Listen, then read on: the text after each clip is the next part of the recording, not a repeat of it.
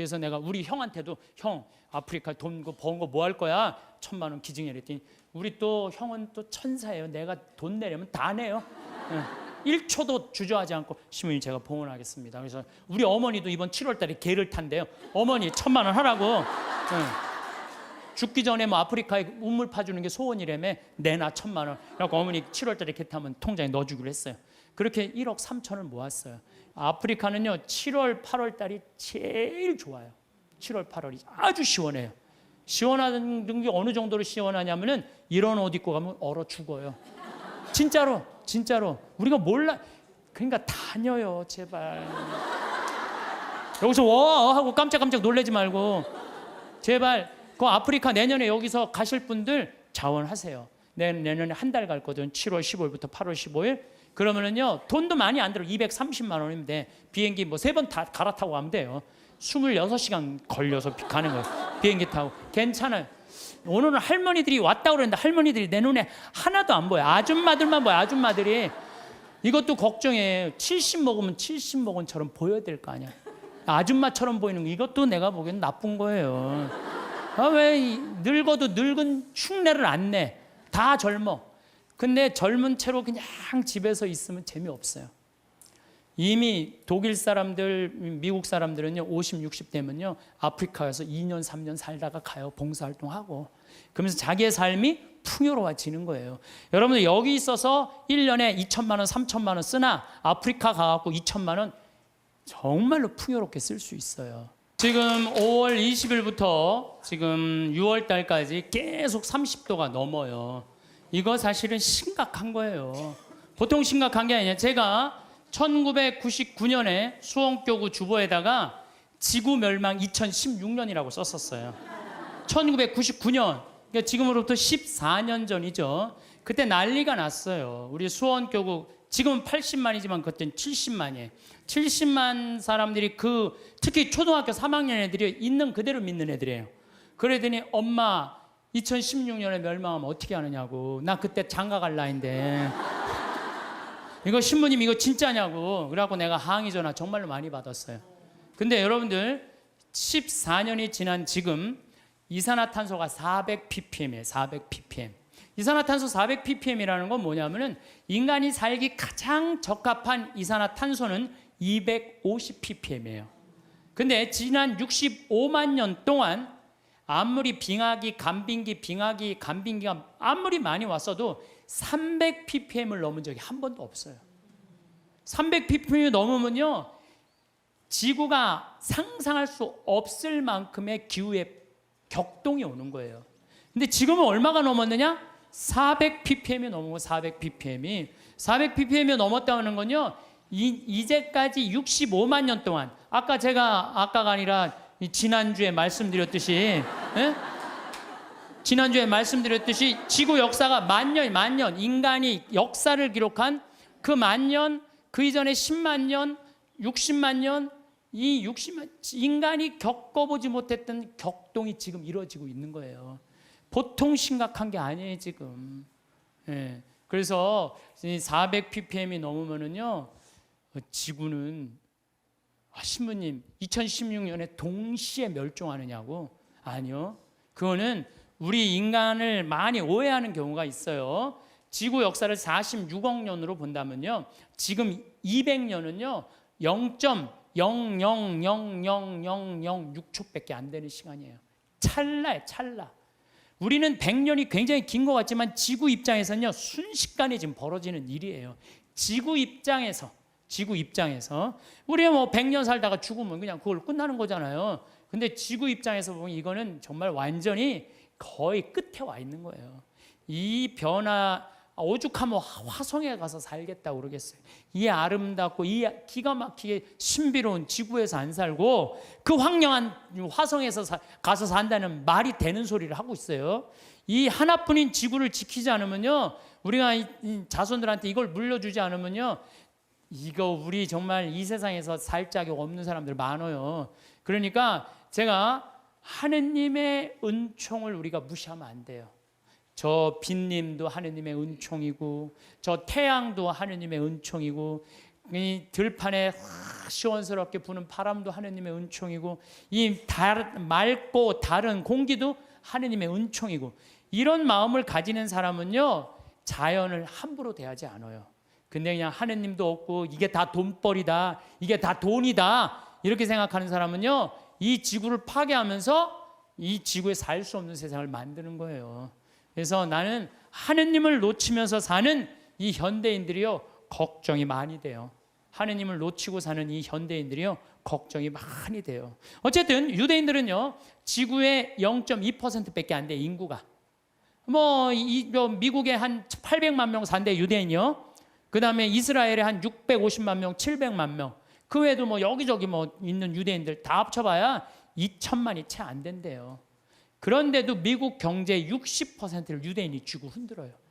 그리고 미국 부자의 30%는 유대인이에요. 하버드 대학이 전교생이 18,000명이에요. 학부생, 대학원생은 더 많지만 학부생이 18,000명인데 그중에 6,000명이 유대인이에요. 6,000명이. 우리나라 몇 명인 줄 알아요? 300명, 300명. 근데 그 중에서도 300명 중에 반 이상이 졸업을 못 한대요. 과정을 못 따라가고. 근데 걔네들은요, 이 하버드 대학의 법대 50%는 유대인이래요. 유대인. 그러니까 그냥 유대인들은 노벨상 179명이 탔는데 딱 경제학상, 물리학상, 화학상 이런 거예요. 우리는 그냥 딱 한 분 탔는데 그것도 평화상. 평화상. 얘네들은 다 머리로 타는 애들이에요. 머리로. 그럼 유대인이 똑똑해서 그렇게 하버드 미 8개 그 아이비리그 대학이라고 그러잖아요. 브라운 대학, 컬럼비아 대학, 하버드 대학, 예일 대학, 이런 대학, 요즘 MIT, 스탠포드 몇 개 또 해갖고 하지만은 그 미 8개 대학의 20%는 유대인이래요. 그러니까 똑똑한 애들은 다 유대인. 그럼 걔네들이 IQ가 좋으냐? 걔네들은요 IQ가 평균 95밖에 안 돼요. 우리나라는 106인데. 그러니까 유대인이 전 세계에서 IQ로는 26위밖에 안 돼요. 근데 왜 얘네들이 이렇게 똑똑하고 공부를 잘할까? 이건 부모의 종교교육에 있는 거예요. 종교교육. 유대인들은요 3살만 되면요 토라, 모세오경 읽어줘요. 그 다음에 탈무드 얘기해줘요. 끊임없이 얘기를 해주는 거예요. 얘기. 솔로몬 얘기, 다윈 얘기, 그 다음에 머리 긴 누구의 그거 힘센 삼손 얘기, 그 다음에 이삭 얘기, 아브라함 얘기, 야곱 얘기, 요셉 얘기, 모세 얘기. 얘네들은 끊임없이 부모한테 얘기를 듣는 거예요. 얘기를. 탈무드도 얼마나 부모한테 지혜로운 얘기를 많이 들어요. 배 타고 가는데 사람들이 자기 재물 막 자랑하니까 랍비가 나는 그런 거 하나도 안 부럽다. 당신 아무것도 없는데 뭐가 부러우냐? 난 머릿속에 재물이 있다. 그 무슨 머릿속에 재물이 있냐? 그러니까 배가 풍랑에 맞아 있는데 그냥 다 버리지 않으면은 배가 가라앉게 생겼으니까 재물은 다 버렸다. 재물은 다 버렸는데 그 랍비는 아무것도 안 버려도 항구에 도착하니까 머리에 지식을 가지고 선생이 돼갖고 먹고 산다. 진정한 재물은 뭐다? 지혜다, 지혜. 이런 걸 계속 얘기해 주는 거예요, 유대인들은. 근데 우리나라 사람들은 뭐라 그래요? 공부해. 너 잠 좀 그만 자고 공부해. 너 텔레비전 그만 보고 공부해. 너 게임 좀 그만하고 공부해. 너 나중에 고생 안 하려면 공부해. 20년 동안 대한민국 엄마들은요 공부하라는 얘기만 해요. 밑도 끝도 없이 공부하라고만 해. 애들이 엄마한테 듣는 건 지혜 얘기 하나도 안 들어. 오로지 공부해 이 얘기만 듣는 거예요. 개들은요 10마디 정도 알아듣는다고 그래. 개들은. 내가 키우는 개도 일어나, 기다려, 손, 엎드려, 먹어, 가, 이 정도 알아들어요. 개들. 내가 우리 방에서 키우는 개 나라하고 한 번도 내가 얘하고 대화를 해본 적. 얘는 개니까 말귀를 못 알아듣잖아요. 말귀를 못 알아, 말 안 하는 거예요. 근데 여러분들 자녀들한테요 마치 개한테 하는 엄마들 많아요. 일어나, 밥 먹어, 학교 가, 시험은, 숙제는, 공부해, 고생하기 싫으면 공부해, 나중에 다 알아, 공부해. 20년 동안 공부하라는 얘기만 해요. 그러니까 애들이 제일 지겨운 게 공부하라는 얘기 듣는 거예요. 엄마가 유대인들은요 왜 자기네들이 히틀러한테 600만 명이 홀로코스트 학살을 당했는지, 왜 2000년 동안 떠돌아 다녀야 되는지, 왜 자기네들 이집트로 끌려가야 되는지, 어떻게 이집트에서 탈출했는지, 40년 동안 왜 광야를 떠돌아 다녔는지 다 얘기해줘요. 역사에 대해서. 애들이 역사를 다 아는 거예요. 근데 우리나라는 왜 5.18 광주 민주 학생운동이 왜 일어났는지 얘기해주는 부모가 얼마나 돼요? 예? 군인들이 그냥 나라를 뭐 구테타를 일으켜서 하려고 그러니까 그거 들고 일어나는데 와갖고 500명의 그 꽃다운 아이들이 다 죽은 얘기해 줘야죠. 왜 우리나라는 남북으로 갈라져서 전쟁을 해요? 왜? 같은 민족끼리 서로. 왜 남북으로 갈라졌어요? 해방을 했는데 북은 소련이 갖고 가고 남은 미국이 갖고 갔잖아요. 왜? 해방을 우리 자체적으로 못했잖아요. 독립 우리 자체적으로 한 게 아니잖아요. 원자폭탄 터뜨렸고 손들고 소련이 진격하고 미국이 갖고 가는 판 나는 거예요. 이 나라를 우리가 지키지 못한 거예요. 하다못해 1868년 이 일본은 천황을 중심으로 해갖고 나라를 통일을 해갖고 항공모함 비행기 만들 동안 우리 뭐 했어요? 사색당파 나눠줘갖고 이걸 왕으로 세울 거냐 저를 왕으로 세울 거냐 이러고 싸우다가 나라 뺏길 때 총 한 번 못 쏴보고 나라 뺏긴 거 치욕의 역사를 갖고 있는 거예요. 그러니까 우리 정신 차려야 된다 이런 얘기 해야 하네요. 하나도 안 해. 밑도 끝도 없이 공부해라는 밑도 끝도 없이 왜 공부해라는 게 우리가 북이 우리나라 뺏기면 종교도 자유도 다 없어진다. 이 나라는 우리가 지켜야 된다. 이런 얘기 해줘야죠. 우리 부모들이 오로지 공부하라고 그래. 그러니까 공부하라는 얘기만 들은 애가 이제 대학교 법대를 갔어. 아빠 나 공부해야 되는데 나 군대 가면 나 공부 못하잖아. 아빠 지금 좋은 자리에 있으니까 나 군인 좀 빼줘. 그래? 너 공부해야 돼? 그럼 내 자리 빼줄게. 그래갖고 그냥 빼줬어. 자리 손 써갖고. 그래갖고 얘도 잘 나가고 근데 아버지가 너무 잘 나가. 그래갖고 너무 잘 나가고 어느 날 장관 청면에 딱 앉아 있었는데 국회의원이 당신 아들 왜 군대 안 갔냐 그러니까 왜 군대 안 갔지? 공부하냐고 내가 빼줬는데. 그래갖고 그냥 공부한다고 그냥 아버지 그냥 장관 자리에서 끌어낸 자식들이 얼마나 많아요. 그렇지 않아요? 얘가 역사의식이 있고 부모가 역사의식이 있었으면 내 나라는 네 나라는 누가 지켜야 된다? 네가 지켜야 된다. 그럼 얘가 아버지 나 군대 갔다 올게요. 이 나라 내가 지켜야죠. 내가 앞으로 이 나라의 지도자가 될 건데 내가 지켜. 이 소리 할 거 아니에요. 부모가 그런 얘기 해요 안 해요? 하나도 안 해요. 오로지 공부해라는 얘기만 오로지. 너 하나 잘 되려면 공부해라. 내가 작년에 그 이제 갈릴레아까지 다 갔어요. 그랬더니 네게부 사막 체험을 또 데리고 가더라고요. 근데 거기 가 보니까요 고등학교 3학년 유대인 천재애들이 30명 정도 온 거예요. 근데 얘네들이요 의대, 공군사관학교, 법대 합격한 애들이에요. 저녁에 모닥불을 피면서 내가 얘기를 했어요. 야 니네들 우리나라는 남자만 군대를 2년 간다. 근데 니네들은 고등학교 졸업하자마자 저기만 남자 3년 여자 3년 얘네들은 고등학교 졸업하자마자 다 군대 가요. 3년씩. 그래서 이스라엘에 가보면요 군인 애들이요 거의 청소년 애들이에요. 고등학교 졸업하자마자 가갖고. 그래서 내가 니네들 진짜 군대 가는 거 원하느냐? 벌런티어 하는 거냐? 그랬더니 그 뭐 의대 합격한 애가 눈이 반짝거리면서 뭐래느냐? 우리는 6억 명의 이슬람 속에서 둘러싸여 산다. 근데 우리 600만 명이 살아남으려면 내 나라 누가 지켜야 된다? 내가 지켜야 된다. 얘네들은 분명한 거예요. 분명한 거예요. 근데 우리나라는요 그런 역사의식, 민족의식, 주변 상황 그런 게 하나도 얘기 안 해줘요. 오로지 공부해. 성당 너 공부하려면 성당 내가 6년 동안 너 관면해줄게. 너 성당도 안 나가고 공부만 하는 거. 역사도 모르고. 이게요 결코 건강하게 키우는 게 아니에요. 신앙이라는 건요 아무것도 아닌 것 같아도 신앙이 얼마나 중요한 건데. 그러니까 유대인 아인슈타인, 에디슨, 프로이드, 스티븐 스피버그 다 유대인이에요. 근데 얘네들 다 자라면서 한 얘기가 다 부모예요. 전 세계에서요 부모가 아무 일도 안 하고 엄마가 자녀 교육에만 매달리는 나라가 두 나라 있어요. 하나는 이스라엘, 하나는 대한민국에 두 나라가 있대요. 근데 이스라엘은 왜 그렇게 아이들이 승승장구하고 우리나라는 그 미국의 최고 좋은 대학만 가면요 10%가 졸업을 못한대요. 10%도 졸업을 못한대요. 그 왜냐하면 아이들이에요 대화가 없어서 그래요. 신앙도 없고. 신앙이라는 게 아무것도 아닌 것 같지만요 정말 중요한 게 신앙이에요. 저는 한번 부산에서 어디 강의를 가게 됐어요. 정말 너무너무 이제 차가 막혀갖고 이제 아주 정말로 그야말로 그냥 속이 바짝바짝 탔어요. 내비게이션이 가르쳐 주는데 불안하더라고. 내비게이션이 이렇게 가는데 분명히 성당이면 시내 한가운데일 텐데 이상한 대로 계속 하는 거예요. 이게 맞는가 계속 가는데 도착했습니다. 딱 그랬는데 벌판인 거예요. 강의는 5분 남겨놨는데 미치겠더라고요. 그래서 내비게이션을 내가 두들겨 펴려고 그랬어요. 이놈의 새끼 이거 제대로 안 가르쳐 줬다고.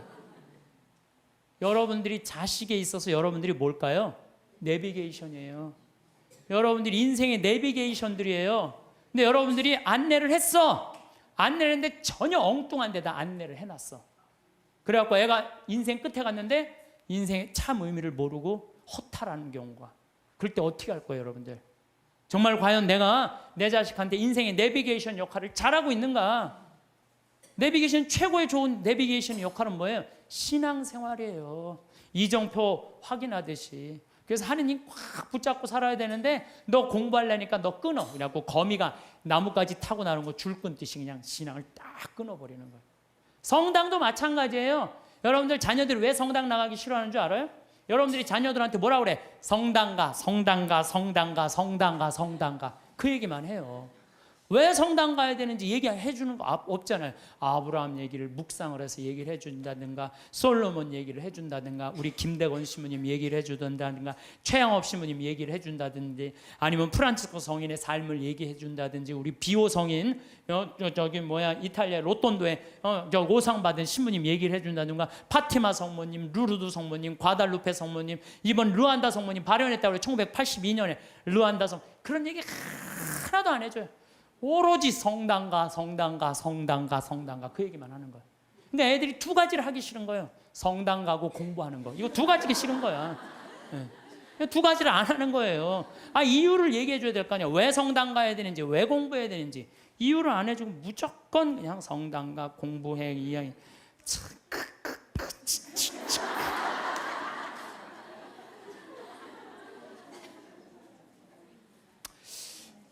우리나라 아이들은요, 공부만 이렇게 한 아이들 이렇게 보면요, 난 참 불쌍해. 우리나라 아이들 왜 불쌍하냐면요, 얘네들이요, 밤 11시 반에 학원에서 끝난대요. 그럼 집에 오면 숙제가 있대요. 새벽 2시까지 숙제한대요. 아침 6시 일어나야 되는데 또 아침에 학교 가서 수업해야 되니까. 그러니까 얘네들이 친구를 사귈 시간이 없는 거야. 중고등학교 때 친구 우정이 평생을 가는 거 아니에요. 근데 자기 숙제하고 학원 다니냐고 친구를 만나서 친구들하고 놀아야지 우정을 나눌 거 아니에요. 그런데 이게 친구를 사귈 시간이 없는 거야. 나는 우리나라 애들, 나는 이해가 안 되는 단어가 있어요. 아니, 학기 중에 새벽에 학교가, 밤중에 자율학습회, 학원과 새벽 2시까지 숙제, 방학 때 무슨 보충 수업을 또 해. 얘네들이 뭐가 모자란다고 보충 수업을 하냐고요. 방학 땐, 방학이라는 단어를 그럼 쓰지. 방학이라는 건 배우락을 놓을 방자를 쓰는 거예요. 공부하는 걸 놓는 게 방학이에요. 근데 이때 또 그냥 정말로 이게 정말 너무 답답해. 너무 답답해. 그러니까 아이들이요. 근데 우리나라가 그렇게 공부를 해도 효과가 좋으냐? OECD 국가 중에 우리나라가 학업 성취도가 24위예요. 30개 나라 중에. 잘 사는 나라. 핀란드, 내가 핀란드, 덴마크 다 다녀왔어요. 근데 걔네들은요, 오후 3시면 집에 다 가요. 엄마 아빠하고 같이 놀고 대화해요. 대화하는 게 공부하는 것보다 훨씬 교육 수준이 좋대요. 걔네들은 정말로, 걔네 성취도 1위예요. 오후 3시면 다 집에 가요. 부모하고 얘기해요. 그래 애들이 사람 냄새가 나는 거, 사람 냄새가. 근데 우리나라는요, 사람 냄새가 안 나요, 애들이. 나는 길거리에 눈 허옇게 뜨고 돌아다니는 애들 이해가 돼요. 아니, 그러는데 허옇게 안 뜨고 다니는 애들 어디 있어? 태어나서 공부해 이 얘기만 그냥 태어나갖고 좀 산 좀 보려고 그러면 엄마가 그냥 정신 나가면 그냥 창문에다 가나다라 마바 차탁 갖다 누워서 모빌이 돌아가는데 기억력을 니글이 돌아가고.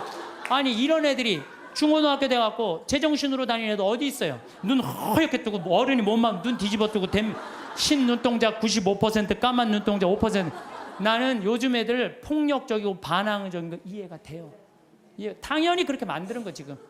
애들 정서적으로 잘 키워야 될 거 아니에요. 저는요, 중고등학교 때 내가 성당 다녔는데 성당 생활이 주야. 학교는 취미예요, 취미.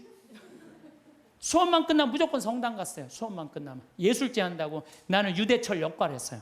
어렸을 때 유대철 성인 역할, 연극하고 기도하고 아이들끼리 모여서 누구 위해서 기도하고 또 뭐 여름에 좀 캠핑 간다면 한 달 내내 물건 준비하고 또 친구들끼리 싸우고 화해하고 이러면서 우정이 쌓이는 거예요.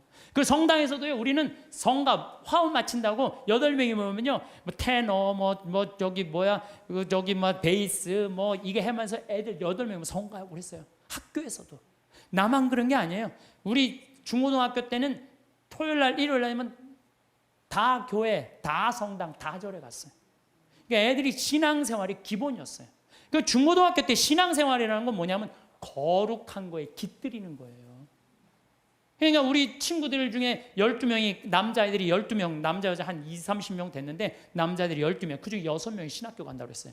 그중에 3명이 신학교 갔어요. 하나는 외방선교회, 하나는 이번에 무슨 안식년 끝나고 난 다음에 그동안 쭉 교도소 사목하다, 하나는 환경하고, 나머지 3명도 하나는 내가 정말 존경하는 친구인데 학교 선생님, 아마 학교에서도 정말 열심히 지난번에 그 학교 강의 갔더니 저 선생님은 신부님 되는 게 낫겠다고 신학교 가려고 그랬던 아이니까, 또 하나는 교수하고 있고, 또 하나는 무슨 신협 이사하고 있고, 또 안 간다는 친구들도 어렸을 때 다 우리 신학교 가자 이랬던 애들이에요. 그 수원시청에 한번 갔는데 내 친구가 하나 있는데 팀장이래요. 그러고 저 오 팀장님은 신학교 가는 게 남분이라고. 그러니까 어렸을 때 신학교 가고 성당에서 어울리는 애들은요, 거룩해요. 거룩하고 정의로운 곳에 맛을 들여요. 여러분들 신문지에다가 생선을 싸면요, 비린내가 나요. 신문지에다 향을 싸면요, 향이 나게 돼 있어요. 애들한테 공부해 이것만 하면요, 애는요 자기만 알게 돼 있어요. 경쟁만 할 줄 아는, 서로 친구끼리 화목하게 협동하고 이러는 게 없어요. 지금 애들은 그냥 나만 공부하면 되는 거야.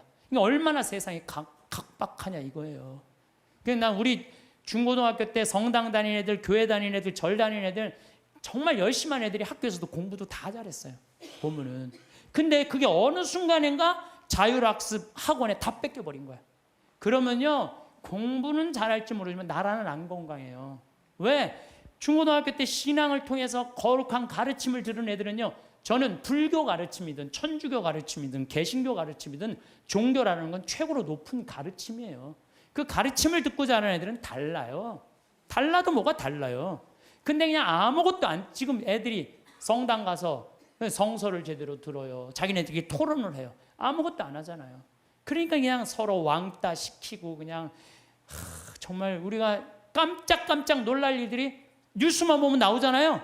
여러분들 칼 마르크스가 자기 자본적인 막 공산주의 혁명할 때 종교는 뭐라 그랬어요? 인민의 아편이라고 그랬죠. 그리고 공산혁명 뭐 뭐 소련에서 일어나고 다 일어났어. 근데 소련은 어떻게 됐어요? 지금 어떻게 됐어요? 완전히 쫄딱 망하고 포기했어요. 공산주의.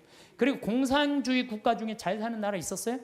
아니, 잘 사는 거 기쁨이, 우리 공산주의 하면 딱 어디 인상 쓰고 이런 것만 있잖아요. 이게 하느님을 놓치면 그렇게 되는 거예요. 우리가 종교라는 게 이 인간이 살아가는데 절대적인 중심인 거예요. 난 일본은요,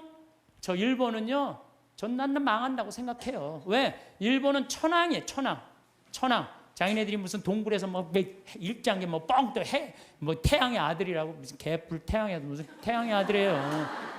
태양의 아들이 그래요. 이 아시아 전쟁 일으켰을 때 2,200만 명이 죽었어요. 그럼 반성해야 될 거 아니에요. 근데 얘네들은요, 기준점이 없어요. 그냥 자기네들만 잘 먹고 잘 살면 되는 거야. 그러니까 얼마 전에 스위스 제네바에서 자기네들이 인권국가라고 그러니까 다른 민족 다 크크크 웃었잖아요. 전 대표가 다 웃었어요. 그러니까 그 대사가 shut up 어디 그런 무식. 그러니까 나는 일본은요, 저건 언제든지 망한다고 분명히 난 믿어요. 예. 저 나라는요, 지금 이 지구 역사에서 다른 민족과 화해하지 못하잖아요. 그러면은요, 그 나라는 떨어지게 돼 있어요. 반드시. 근데 저거 우리 용서도 청하지 않고, 독일은요, 끝까지 남아있는 마지막 한 사람까지 다 보상하겠다는 거 아니에요. 그 독일하고 일본하고, 여러분 어떻게, 일본 놈이라는 말이 그래서 나오는 거예요. 일본 놈이라는 말이. 예. 왜? 이게 국가적인 양심의 반성을 안 하는 거예요.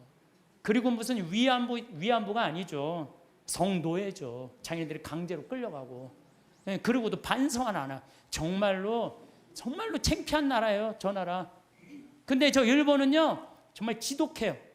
자기네들이 저렇게 하자면 살자면 저 지독한 놈들이야. 근데 난 저런 식으로 앞으로 세계에선 절대 인류 국가 못 되는 나라예요. 저 일본은 하류예요. 아무리 자기네들이 기술이 좋아도 하류예요, 하류. 북한은 어때요, 북한? 김일성이 아버지 아니야, 아버지. 근데 김일성이 정말 높은 가르침을 줬어요. 지금 북한 주민들 굶어 죽어요. 굶어. 우리 집에 내 탈북자 한 분 지금 근무를 하고 계세요. 생선을 못 먹어요. 먹어봤어야지. 고기를 못 먹어. 고기를 먹어. 심지어 계란도 못 먹어. 먹어본 적이 없는데. 하느님을 빼버리고는요, 절대 나라가 건강할 수가 없어요. 저 나라는, 아니 저게 말이 돼요? 저 북한, 여러분들 북한 지금 말이 된다고 생각하세요? 국민들은 다 굶어 죽는데, 참 답답한 노릇이에요. 예. 그래서 여러분들, 우리가요 하느님을 꽉 붙잡고 살 때 양심의 소리를 들을 수 있는 거예요. 양심의 소리를 들을 수 있고, 인간이 잘못하다가도 하느님이, 예수님이 이건 아니다, 성서에 다 나와 있잖아요, 이건 아니다, 그러면 그래 우리가 이렇게 잘못했지.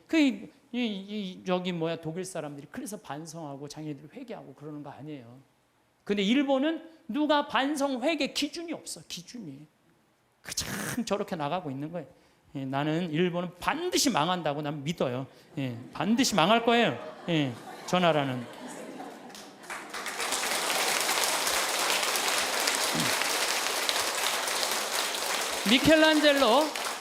미켈란젤로가 성베드로 성당 돔을 하고 시스티나 성당 천지 창조를 했어요. 근데 교황님이 미켈란젤로를 불러서 너 받고 싶은 돈 액수를 다 대라. 그랬더니 미켈란젤로가 뭐라고 그러냐면은, 교황성하시여, 내가 재능을 하느님으로 받아서 하느님께 다시 돌려드리는데 무슨 보상금이 필요합니까? 나는 이거 하늘나라 들어가는 입장 봉헌하겠다고. 하늘나라 들어가면 입장료로 봉헌하겠다고 그래요. 근데 여러분들, 베드로 성당 돔이 얼마나인 줄 알아요? 신라 호텔이 들어가요. 그 돔 이렇게 보면요. 내가 그래서 또 이번에 베드로 성당 가서 재봤어요. 신라 호텔이 진짜 들어가나? 근데 이 라인에 보니까요, 신라 호텔 들어가고 남을 정도로 크더라고요. 베드로 성당이 얼마나 크냐면은 잠실 운동장 2배만한 거예요. 크기가.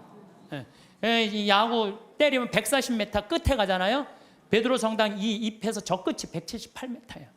베드로 성당 잠실. 그 어마어마한 걸 지면서 미켈란젤로 한 푼도 안 받아요. 내가 하나님으로부터 받은 재능을 하나님께 돌려드리는데 무슨 내가 보상금을 받느냐고. 예. 이거 하나님 꽉 붙잡고 3분. 그 다음에 스페인의 성가정 성당 가우디. 이 가우디는 지금 가경자예요. 복자 바로 밑에. 이분은 장가도 안 갔어요. 이 성당 하나님 집 짓는다고요? 옷도 아닙니다. 그냥 집 짓다가 너무 피곤하면 그 성당 앞에 공원이 있어요. 공원에 누워 있으면 그 상거지, 그런 거지가, 그 천재가. 사람들이 이렇게 불쌍하다고 돈 주면요, 깨보면 막 동전이 이렇게 쌓여있으면 이거 신축금 한다고 이렇게 갖다 공사하는 사람들한테 주고. 오로지 하느님의 일만을 하다가 간 분이죠. 이게 하느님의 일만을 하다가 간 분들 참 많은 하느님의 입장료죠. 여기 오신, 사실은 여러분들 이 평창까지 오신 여러분들은 내가 보기에는 적어도 가슴에 여권 있는 분들이에요. 여권 있어요, 없어요? 여권 있는 분들이에요.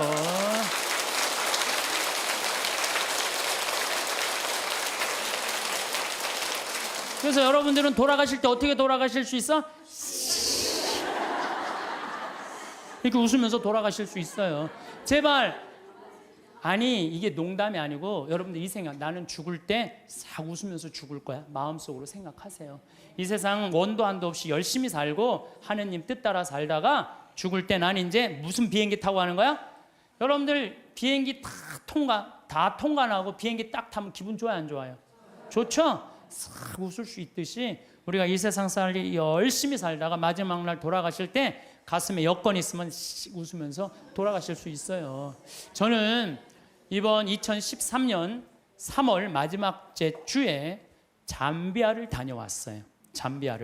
잠비아 무프리나라는 지역을 갔다 왔어요.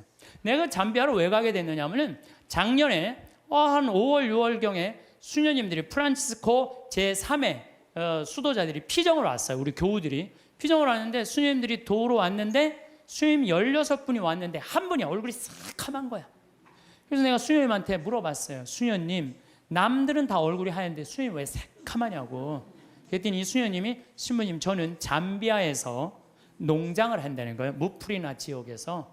왜 농장을 하냐 그러니까 거기 그냥 다 굶어 죽어갖고 농장을 해서 거기에 있는 젊은 아이들한테 농업을 가르쳐서, 잠비아가요 우리나라보다 7배 커요. 남한보다. 땅이 엄청, 그리고 다 평지야. 다 평지. 근데 얘네들이 농사를 질 줄 모르는 거야. 그래서 수녀님이 나는 거기 농사를 가르쳐서 잠비아 사람들이 잘 먹고 살게 해주려고 지금 농장을 운영한다는 거예요. 그래서 내가 눈이 이만해졌어요. 수녀님 무슨 농장을 해요? 그랬더니 몇 평이야? 그랬더니 80만 평이래요. 80만 평.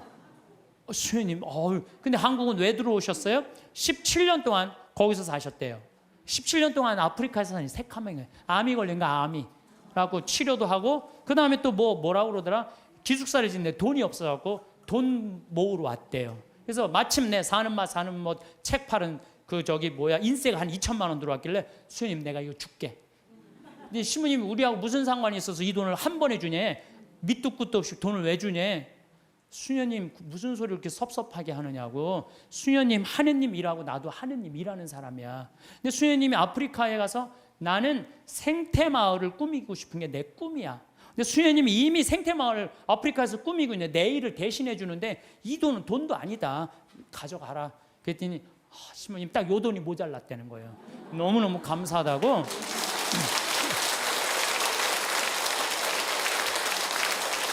그래서 내가 수녀님한테 이거는 세 발의 피다. 이건 시작이다. 수녀님 앞으로 필요한 거 다 얘기해라. 내가 다 도와주겠다. 수녀님 도대체 우리한테 왜 이러시는 거냐고. 걱정하지 말아라. 수녀님 내가 원래 아프리카의 생태마을 꾸미고 싶은 게 내 꿈이다. 근데 이미 수녀님이 하고 있으니까 내가 아프리카에 굳이 안 가도 수녀님만 도와줘도 될 것 같다. 그래서 이번에 이제 3월 달에 아프리카를 갔어요. 근데 갔는데 그냥 갈 수 있어요? 의사 선생님들, 치과 선생님 셋, 위생사 선생님 셋, 그 다음에 뭐 대학 자원봉사자들, 그 다음에 뭐 설계사 선생님 다 해갖고 20명 데리고 갔어요. 가갖고 농업학교의 기자재, 대학으로 승진하는 데는 기자재가 필요하대. 그 2천만 원어치. 그랬더니 또 거기는 에이즈 환자가 16,000명인데 2,000명이 에이즈 환자래. 무프리나 지역에 16,000명의 주민이 사는데 2,000명이 에이즈래. 거기 영양제가 없어갖고 약을 못 넣는데, 그럼 거기 또 500만 원. 또 학교 타타샤라고 학교에 가보니까 학교에 또 타타샤 뭐 아주 여러 지역이 있더라고. 병원, 학교, 고아원을 다 운영을 하더라고. 학교에는 학생 하나가 10권을 가지고 공부를 한대. 책 살 돈이 없어갖고. 그래갖고 그 수녀님 내가 책 다 사줄게. 그래갖고 책 다 사주고 오고. 그 고아원에는 또 우유를 못 먹어갖고 말라리아가 걸려도 약을 못 맞는데요. 그 우유값 다 대주고 오고. 그래갖고 한 5천만 원치를 대주고 왔어요. 대주고 왔는데 가보니까 80만 평의 농사를 짓는 게 아니라 2만 평밖에 못 짓더라고 수녀님이. 그래서 수녀님 내가 돌아가갖고 2억을 드리면 포크레인 그 다음에 트랙터를 다 사갖고 오겠더라고요. 내가 가갖고 2억을 모아갖고 내년 7월에 내가 하겠다. 그랬더니 수녀님 눈이 이만해지는 거예요. 수녀님이 나한테 신부님 도대체 우리한테 왜 이러느냐고. 나는 수녀님 나는 많은 수도자들을 봤지만 이렇게 아프리카에서 16년 동안 나오지도 않고 딱 가면 거기서 사는 거예요. 그냥 웬만하면 3년 있다 오잖아요. 그 수녀님이 7분이 사는데 7분 그대로, 한 분 말라리아 돌아가신 분 빼고는 그대로 거기서 사는 거예요. 난 수녀님들이 이뻐도 너무 이쁘다. 정말 수녀님들이야말로 꽃이다. 꽃, 교회의 꽃이다. 내가 이 수녀님들을 안 도와주면 나중에 하느님 앞에 가서 나 혼난다. 내가 2억을 모아갖고 오겠다. 그래갖고 거기 병원에 있는 수녀님이 우리 간호사를 공부시키고 싶대. 보내라, 내가 해주겠다. 수녀님이 어떻게 해? 걱정하지 말아라. 우리 계획은 인간이 하지만 완성은 하느님이 해주신다. 나는 믿는다. 근데 여러분들 내가 깜짝 놀란 게요. 온 지 한 달 반인데 1억 3천을 모았어요. 1억 3천을. 내가 말도 많이 안 했어. 이렇게 강의 때 한 사람 앞에 1,000만 원만 20명만 모으면 된다. 한 사람 앞에 1,000만 원 20명 모으면 된다. 그랬더니 지난번에 명동에 갔는데 2명이 2천만 원을 했더라고. 그래갖고 전화가 왔어. 신부님 명동 강의 끝나는데 신부님 바쁘신데 내가 1,000만 원을 기증하는데 시간 되시냐고. 나 시간 무지하게 많다. 나 시간 무지하게 많다. 그랬더니 그분이 수표를 1,000만 원을 딱 갖고 왔더라고요. 그래서 내가 통장에 지금 벌써 5천만 원을 받아두고 이제 7천만 원 약속을 했어요. 이제 연락하면 다 넣는다는 거예요. 그래서 내가 우리 형한테도 형 아프리카 돈 번 거 뭐 할 거야? 1,000만 원 기증해 그랬더니 우리 또 형은 또 천사예요. 내가 돈 내려면 다 내요. 1초도 주저하지 않고 시모님 제가 봉헌하겠습니다. 그래서 우리 어머니도 이번 7월 달에 개를 탄대요. 어머니 1,000만 원 하라고. 죽기 전에 뭐 아프리카에 우물 파주는 게 소원이라며 내놔 1,000만 원. 그래서 어머니 7월 달에 개 타면 통장에 넣어주기로 했어요. 그렇게 1억 3천을 모았어요. 여기 계신 여러분들도 동참하고 싶은 분들은 나한테 연락하세요.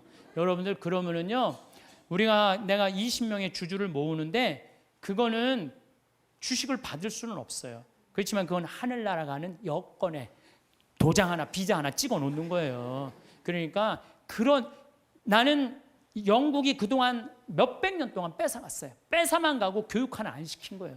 나는 영국 사람들 해가 지지 않는 나라라고 하는데 난 절대 그렇게 표현하면 안 돼요. 전 세계 다니면서 도둑질 하느냐고 해가 질 수가 없는 나라예요. 해 질 시간이 없는 나라지. 해가 짓는 나라. 그래서 중국은 지금 굴이 다 뺏어가요. 근데 저는 어떤 생각을 갖고 있느냐 하면은 우리나라는 그러면 안 돼요. 우리나라는 이제까지 다른 나라 침략한 적 한 번도 없어요. 우리끼리 여기까지 올라온 거예요. 그럼 우리나라가 세계 최일의 인류 국가가 되려면 어떻게 해? 이제는 우리가 원조 받는 나라에서 원조 해주는 나라가 됐잖아요. 원조를 해줘도 멋있게 해주자는 거예요. 그래서 내가 그 80만 평에 그림까지 그 지역 주민들 큰 산 집까지 그림을 다 그려놨어요. 그래갖고 와서 거긴 또 아프리카인데도요 1300mm가 빈님이 오세요. 잠비아는. 그래갖고 물도 많아요. 자본이 없는 거지. 개발만 하면요 우리가 아프리카 가난하고 굶주리는 나라라고 생각하잖아요. 그렇지 않아요. 아프리카는요 정말 잘만 꾸며놓으면요 정말 살기 좋은 나라예요. 원시지구 그대로 보존된 참 좋은 지역에. 그리고 내가 이번에 그 의사 선생님들 모시고 왔는데 의사 선생님들이 그러는 거예요. 자기는 이렇게 의술을 배워도 보람을 못 느꼈대요. 왜냐하면 의사 선생님들이 스트레스 무지하게 받거든요. 뭐 치과 돈 많이 버느라 스트레스 굉장히 많이 받아요. 근데 자기네들이 여기 와서 의술을 하니까 자기들이 이렇게 힘든 공부에 대한 보람을 느낀다는 거예요. 너무 좋다는 거예요. 또 호주에서 이광현이라는 선생님이 왔는데 키가 1m 한 78 정도, 얼굴도 잘생기고 키도 크고. 근데 작년에 내가 멜버른에 강의를 갔는데 난 이런 꿈이 있다. 근데 한 젊은이가 와서 신부님 동참하겠습니다. 그걸 명함을 줬어요. 난 그거 잊어먹었죠. 근데 이 친구가요 계속 우리 인터넷에서 검색을 한 거야. 그리고 내가 그걸 딱 보고 멜버른에서 한국으로 날라온 거야. 같이 갔어요. 근데 이 아프리카 사람들은 이 이가요 뿌리가 우리는 얕은 얘네들 굉장히 깊어요. 이가 이만해. 진짜 거짓말 조금 못해서 이만해. 그러니까 이걸 빼려니까 선생님들은 그걸 못 빼는 거야. 근데 얘는 그냥 힘이 좋으니까 그걸 다 빼는 거야. 썩은 거를. 야. 근데 이 친구가 그러는 거예요. 자기가 후배 의사 선생들한테 자기가 너무 행복했다고 그 한 10일 동안 자기는 정말로 공부한 보람을 느낀다. 그랬더니 3명이 또 지원을 했대. 또 수원에 이제 남자 의사 선생님 또 지원을 했어. 그래서 내가 의사 선생님들 지금 뽑는 게 의사 선생님들, 트랙터 기사, 포크레인 기사, 그다음에 태양광 전기 기술자 다 뽑아요. 다 뽑아갖고 내년 7월 달에 싹 모시고 가갖고 싹 해주고 오는 거야. 그래서 싹 꾸며놓으면은 아프리카는요 7월, 8월 달이 제일 좋아요. 7월, 8월이 아주 시원해요. 시원한 게 어느 정도로 시원하냐면은 이런 옷 입고 가면 얼어 죽어요.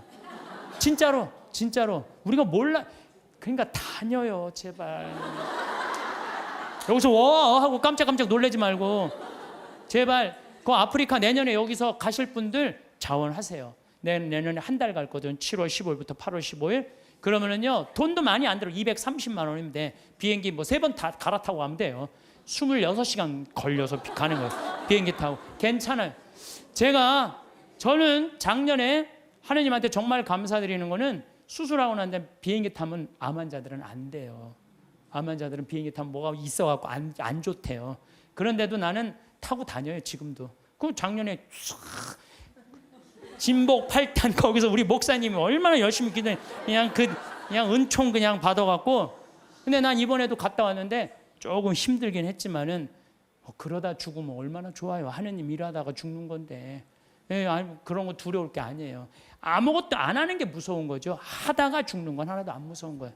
혹시 여러분들 자녀들 가운데 공부하기 싫어갖고 유세 부리는 놈들 있죠? 그런 놈들 공부해 그럴 필요 하나도 없어요. 그냥 나한테 한 달만 맡기세요.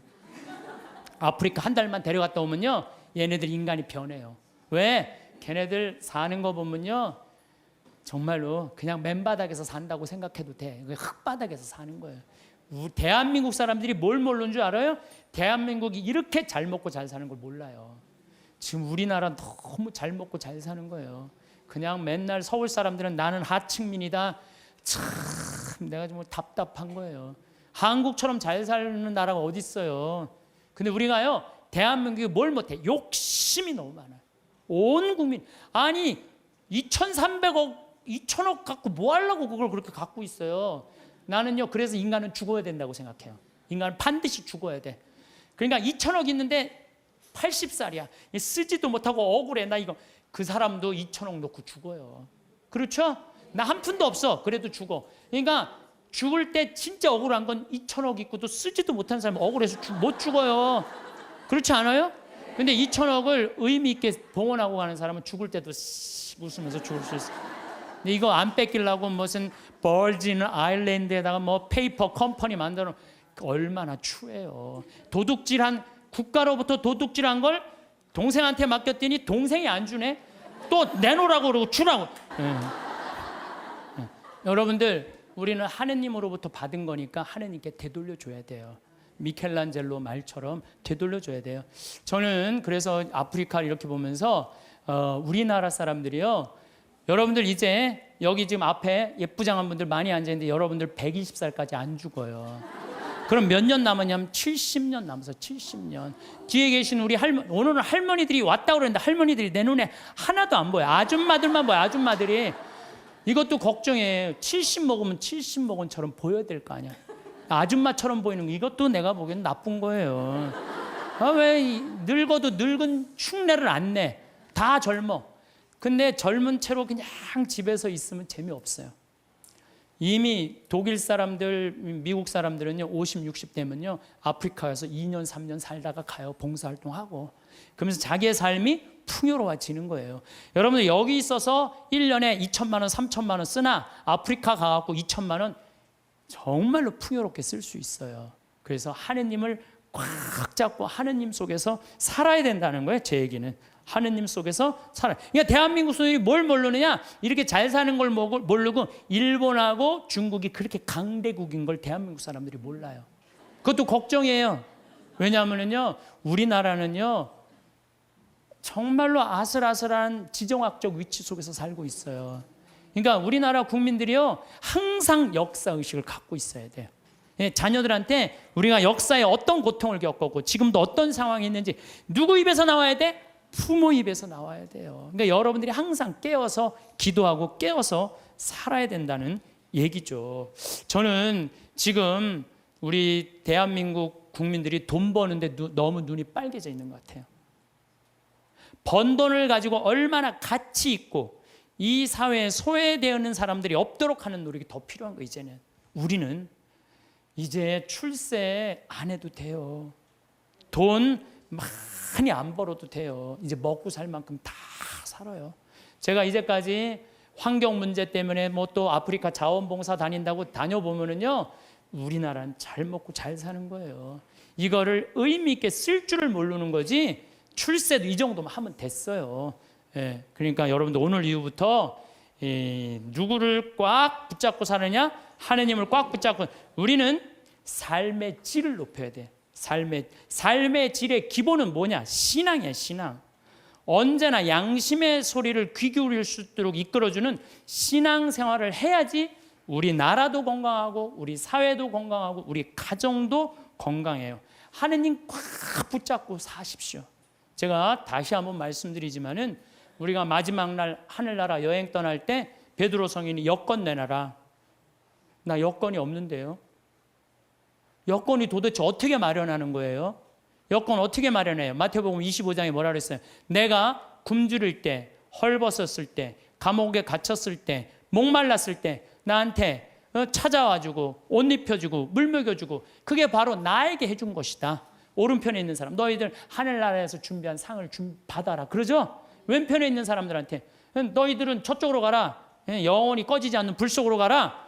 우리가 당신 언제 그렇게 천대했다고 그러냐고. 내 이웃 중에 가난하고 굶주리고 감옥에 갇히고 헐벗어 사는 사람 돌보지 않는 게 곧 누구한테 돌보지 않는 거다? 나를 돌보지, 예수님이 나를 돌보지 않은 거다. 하늘나라 여권 준비하는 거 어려운 거 아니에요. 여러분들 어려운 이웃한테, 특히 아프리카, 잠비아, 물론 우리 이제 내년에는 제가 페루도 가고 브라질도 가고 많이 갈 계획을 다 갖고 있어요. 그럴 때 내가 못 가더라도 어떻게? 동참이라도 해라. 동참이라도 해라. 그게 하늘나라 여권 딱. 그래서 딱 비행기 탈 때 저기 막 수속할 때 베드로 성인이 여권, 그럼 여기 있습니다. 딱 여권 어디 있지? 이거 내가 먹고 사느냐고 바쁘고 여권 준비 못했네요. 그럼 넌 저리 어두운 데로 가라. 땅을 치고 통곡해도 아무 소용 없다는 거예요. 적어도 여기 오신 여러분들은 내가 보기엔 돌아가실 때 어떻게 돌아가실 수 있어? 정말로 여러분들 돌아가실 때 난 이제 누구 만나러 간다? 예수님 만나러 간다. 하느님 만나러 간다. 내 여행은 환상적일 것이다. 그런 마음으로 여러분들 사시면 이 세상에서도 즐겁고 저 세상에도 즐거울 거예요. 그래서 여러분들 돌아가실 때 웃으면서 돌아가시기를 바라겠습니다. 오늘도 황창현 신부님의 행복특강 잘 들으셨나요? 이어서 나이 들수록 들으면 도움이 되는 지혜의 말씀을 들려드리겠습니다. 인생은 지혜롭게 살고 자기 삶은 뚜렷해야지. 착하다고 행복이 찾아오는 것은 아니다. 소중한 자신의 인생을 한 남자에게 목매달아서 자신을 괴롭히고 살 필요도 없다. 내 인생에 대하여 책임감을 가질 수 있는 자세가 필요한 것이다. 늘 안절부절하는 것은 바보스러운 짓이니 현명하게 대처해야 한다. 남자가 이러니 저러니 불평해봐야 내 인생을 책임져주는 사람은 없다. 무조건 내가 해결해야 한다. 그러니 내가 당당하게 살면 어떤 상황도 헤쳐나갈 수 있는 것이다. 지나간 잘못을 후회하며 자책하는 것은 어리석은 것이다. 후회한다는 건 실수를 저지른 자기를 미워하고 제대로 대처하지 못한 스스로를 미워하는 마음이다. 후회는 자기에 대한 또 다른 학대다. 우리는 늘 현재를 놓치며 산다. 과거를 생각하다 현재를 놓치고 미래를 걱정하느라 또 현재를 놓친다. 행복이란 어디서 뚝 떨어져 내게 오는 게 아니다. 지금 이 시간에 집중해서 최선을 다할 때 그 하루하루가 쌓여 행복한 미래가 되는 것이다. 절제라는 것은 억누른다는 뜻이 아니다. 욕구대로 이루어지지 않는 것도 삶의 진실로 받아들여야 한다는 뜻이다. 세상에 끌려다니지 마라. 세상에 끌려다니다 보면 괴로워진다. 무엇을 하느냐가 중요한 게 아니라 얼마나 자기가 만족하며 자기 힘으로 살아가느냐가 중요하다. 아무리 좋은 일이라도 상대가 원하지 않으면 그건 상대를 속박하고 괴롭게 하는 것이다. 열등감과 우월감은 뿌리가 같다. 우리는 보통 타인과 비교하면서 자신을 판단한다. 다른 사람보다 조건이 좋으면 우월감을 느끼고 다른 사람보다 조건이 나쁘면 열등감을 느낀다.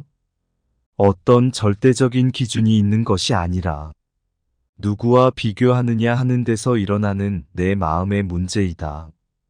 행복으로 가는 길은 우리 마음이 바뀌지 않는 데 있는 게 아니라 마음이 바뀌는 줄 알고 그 변화에 구애받지 않는 데 있다. 좋아도 너무 들뜨지 않고 싫어도 너무 가라앉지 않아야 평온한 삶이 된다. 인간관계에서 갈등이 생길 때 문제 해결 방법은 서로 다름을 인정하고 이해를 하는 것이다. 이기심을 버려야 세상에 평화가 오는 것이 아니다. 내가 이기적이듯이 상대도 이기적일 수 있다는 것을 이해하면 갈등이 크게 줄어든다. 집착이 큰 것은 의지심 때문이다. 의지한다는 것은 좋게 말하면 상대를 신뢰하는 것이고, 나쁘게 말하면 노예근성이 있는 것이다. 상대의 일거수일투족에 나의 희로애락이 좌우된다. 누군가에게 의지한다는 것은 상대의 태도에 따라 내 삶이 흔들리게 된다는 뜻이다. 의지하고 기대다 보면 내 생각, 내 주체성은 사라지고 늘 주변 사람들에게 매여서 괴로울 수밖에 없다. 사랑이라는 이름으로 서로 구속하고 의존하는 마음에서 벗어나 내 인생의 주인은 바로 나라는 마음으로 살아야 한다. 진정한 성공은 매 순간이 값지고 소중하다는 것을 아는 데서 시작된다. 이런 관점을 갖고 인생을 산다면 어제도 성공하고 오늘도 성공하고 내일도 성공하는 삶을 살 수 있다. 남의 불행 위에 내 행복을 쌓지 마라. 내가 힘들게 일하지 않고 편히 살 수 있는 것은 나보다 힘들게 일하면서도 어렵게 살아가는 사람들이 있기 때문이다. 인생을 살아가는데 타인의 기준에 따르는 게 아니라 자신의 가치관이 분명하게 서야 한다. 어떤 이유에서든 괴로울 수밖에 없다고 하는 것은 인생을 낭비하는 것이다. 누가 뭐라 해도 자기 인생을 행복하게 사는 게 먼저다. 우리가 행복하고 불행한 것은 모두 자기 책임이다. 내가 행복해지는 것이 삶의 경쟁력이다. 어떤 삶을 살고 있더라도 당신은 행복해질 권리가 있다. 어떤 순간이라도 우리는 행복을 선택할 수 있다. 행복도 내가 만드는 것이네. 불행도 내가 만드는 것이네. 진실로 그 행복과 불행 다른 사람이 만드는 것 아니네. 원하는 것이 다 이루어져야 행복한 것은 아니다. 원하는 것이 다 이루어진다는 말은 환상이고 욕망일 뿐이다. 원하는 것이 이루어지지 않는다고 원하는 것에 매달려 울고 불고 하면서 불행하게 살 것인가? 아니면 그런 가운데서도 행복하게 살 것인가? 이것은 선택의 문제다. 남의 인생에 신경 쓰지 말고 내 인생이나 잘 살아라. 나도 저 사람처럼 되고 싶다는 게 좋은 것 같지만 그러면 비교하는 마음에서 벗어나기 힘들고 따라갈 힘이 붙이다 보면 능력이 부족하다는 생각과 함께 자괴감이 생긴다. 남을 기준으로 삼지 말고 내가 하고 싶은 것, 내가 해야 할 것을 기준으로 출발하라. 사람은 자기 발로 서고 자기 눈으로 세상을 보며 스스로 책임지고 문제를 해결해 나갈 때 제대로 성장한다. 옳고 그름에 대한 생각이 분명한 사람일수록 화를 잘 낸다. 이래도 좋고 저래도 좋은 사람은 상대적으로 화가 적은 편이다. 화가 난다는 건 누구 때문이 아니라 내가 옳고 내가 틀렸다는 내 분별심 때문이다. 사사건건 옳고 그름을 가르는 습관이 내 안의 도화선에 자꾸만 불을 당기는 것이다. 화낼 일이 아닌데 내 기준에 맞지 않으니까 화가 나는 것이다. 말로 이기는 걸 너무 좋아하지 말고 말로 지는 것을 패배라고 생각하지 마라. 이기려는 생각이 있기 때문에 패배도 있다. 이기려는 생각이 없으면 패배할 일도 없다. 우리는 더 큰 불행을 겪어야 현재 우리가 가지고 있는 조건이 행복인 줄 안다. 현재 우리에게 주어진 조건이 그대로 행복인 줄 아는 것. 그것이 진리의 눈을 뜨는 거다. 남을 이해하면 내가 좋고 남을 이해하지 못하면 내가 괴롭다. 우리가 자기 자신에게 불만을 갖는 것은 스스로에 대한 기대가 너무 높기 때문이다. 이 세상 모든 존재는 부족한 것도 아니고 넘치는 것도 아니다. 존재는 다만 존재일 뿐이다. 사람이 때론 실패도 하고 때론 좌절도 해야 굳건한 성장을 한다. 우리는 내가 원하는 대로 내가 하고 싶은 대로 되는 게 행복이고 자유라고 생각한다. 외적인 조건과 상황에 따라 행복하기도 하고 불행하기도 한 행복은 기껏해야 반쪽짜리에 불과하다. 행복의 기준을 미리 정해놓고 그 길만 고집한다면 도리어 행복에서 멀어진다.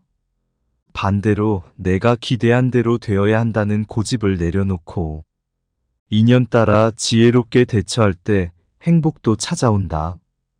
남이 나를 평가하는 것에 너무 전전긍긍하면 죽을 때까지 남의 노예 생활을 해야 한다.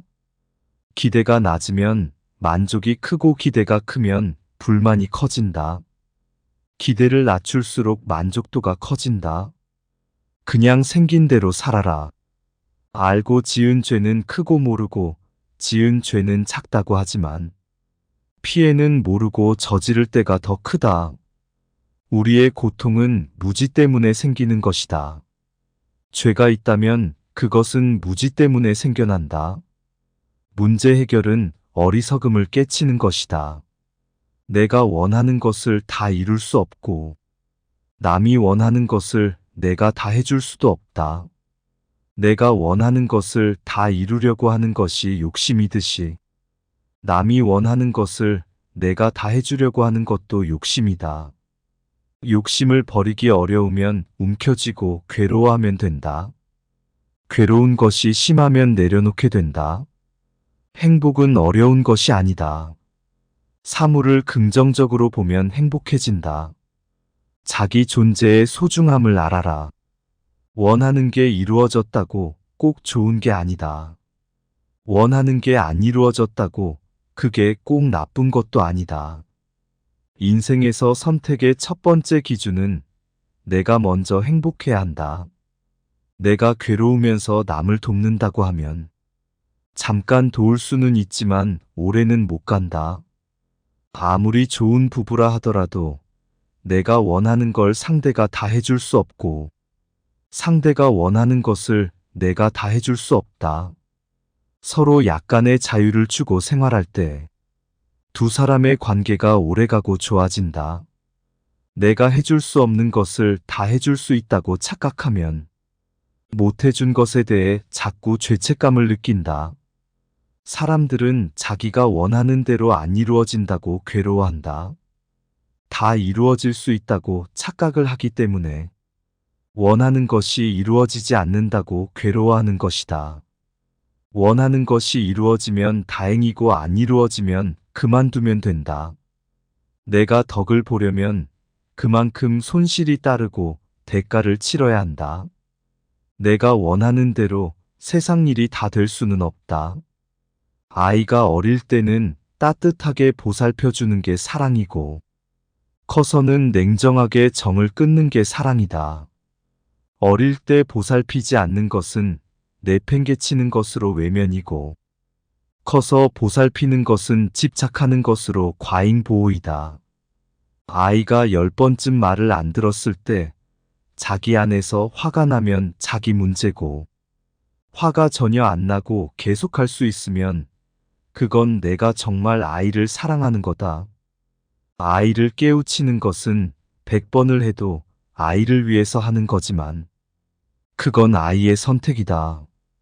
내가 사랑을 받고 싶으면 내가 사랑하면 되고 목돈을 갖고 싶으면 저축을 하면 된다. 우리는 세상으로부터 사랑을 받으려 하지만 원하는 만큼 채워지지 않기 때문에 결국 실망하고 한탄하게 된다. 내가 시키는 대로 안 해서 화나는 것은 내 문제지. 아이의 문제는 아니다. 부모가 자기 자식을 너무 높이 평가하기 때문에 항상 자식을 나무라는 것이다. 천하가 다 나를 안 믿어줘도 부모가 나를 믿어주면 아이에겐 자존감이 생긴다. 내가 주인으로 살려고 하면 그동안 나의 주인 노릇했던 것들이 반대한다. 그것을 두려워하면 주인이 되지 못한다.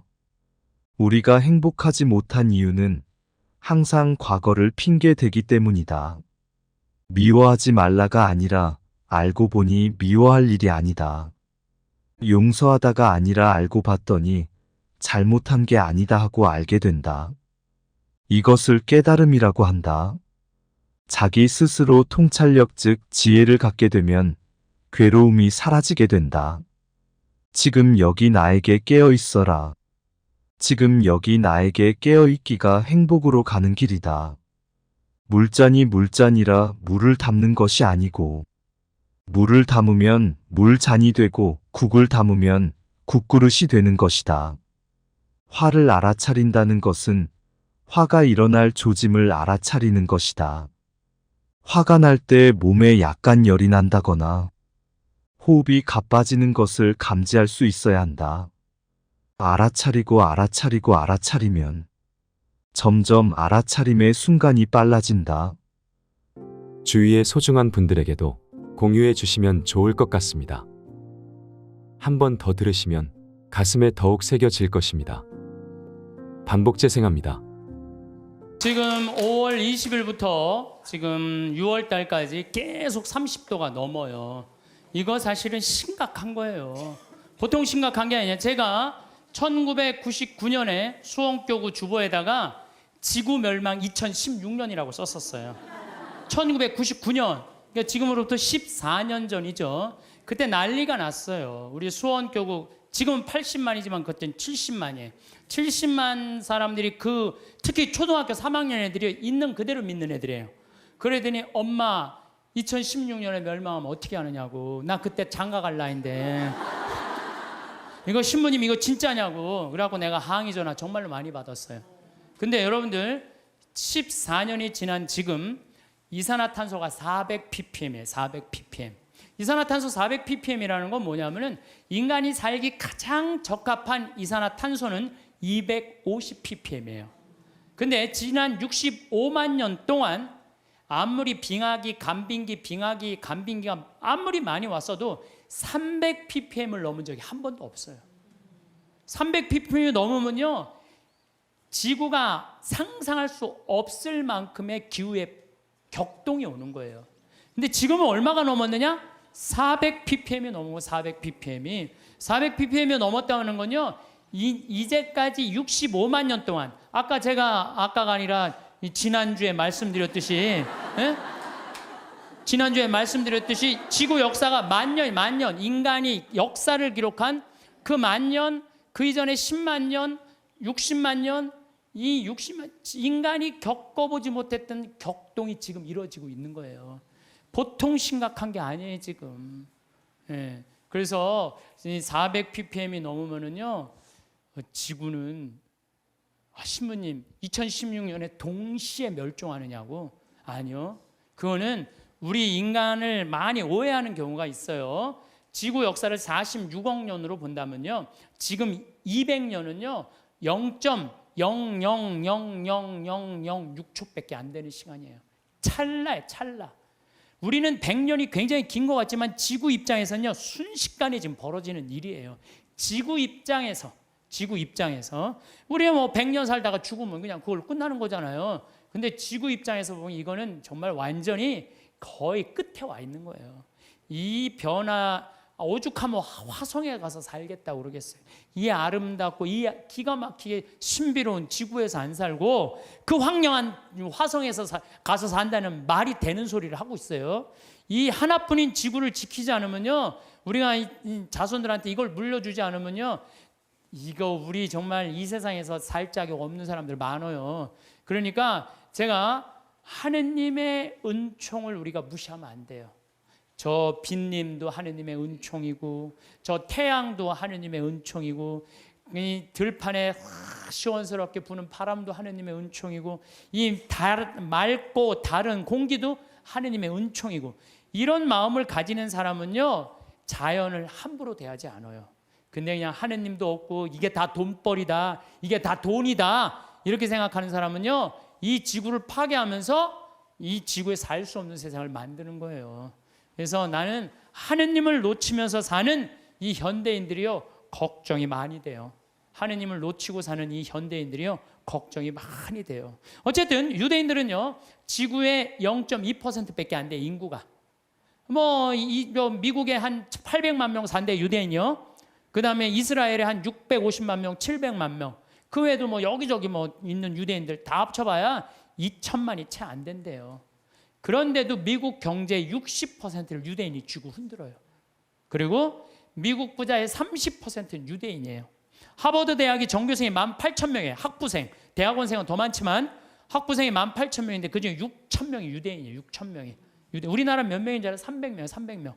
근데 그 중에서도 300명 중에 반 이상이 졸업을 못 한대요. 과정을 못 따라가갖고.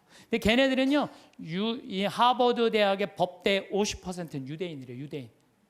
그러니까 그냥 유대인들은 노벨상 179명이 탔는데 딱 경제학상, 물리학상, 화학상 이런 거예요.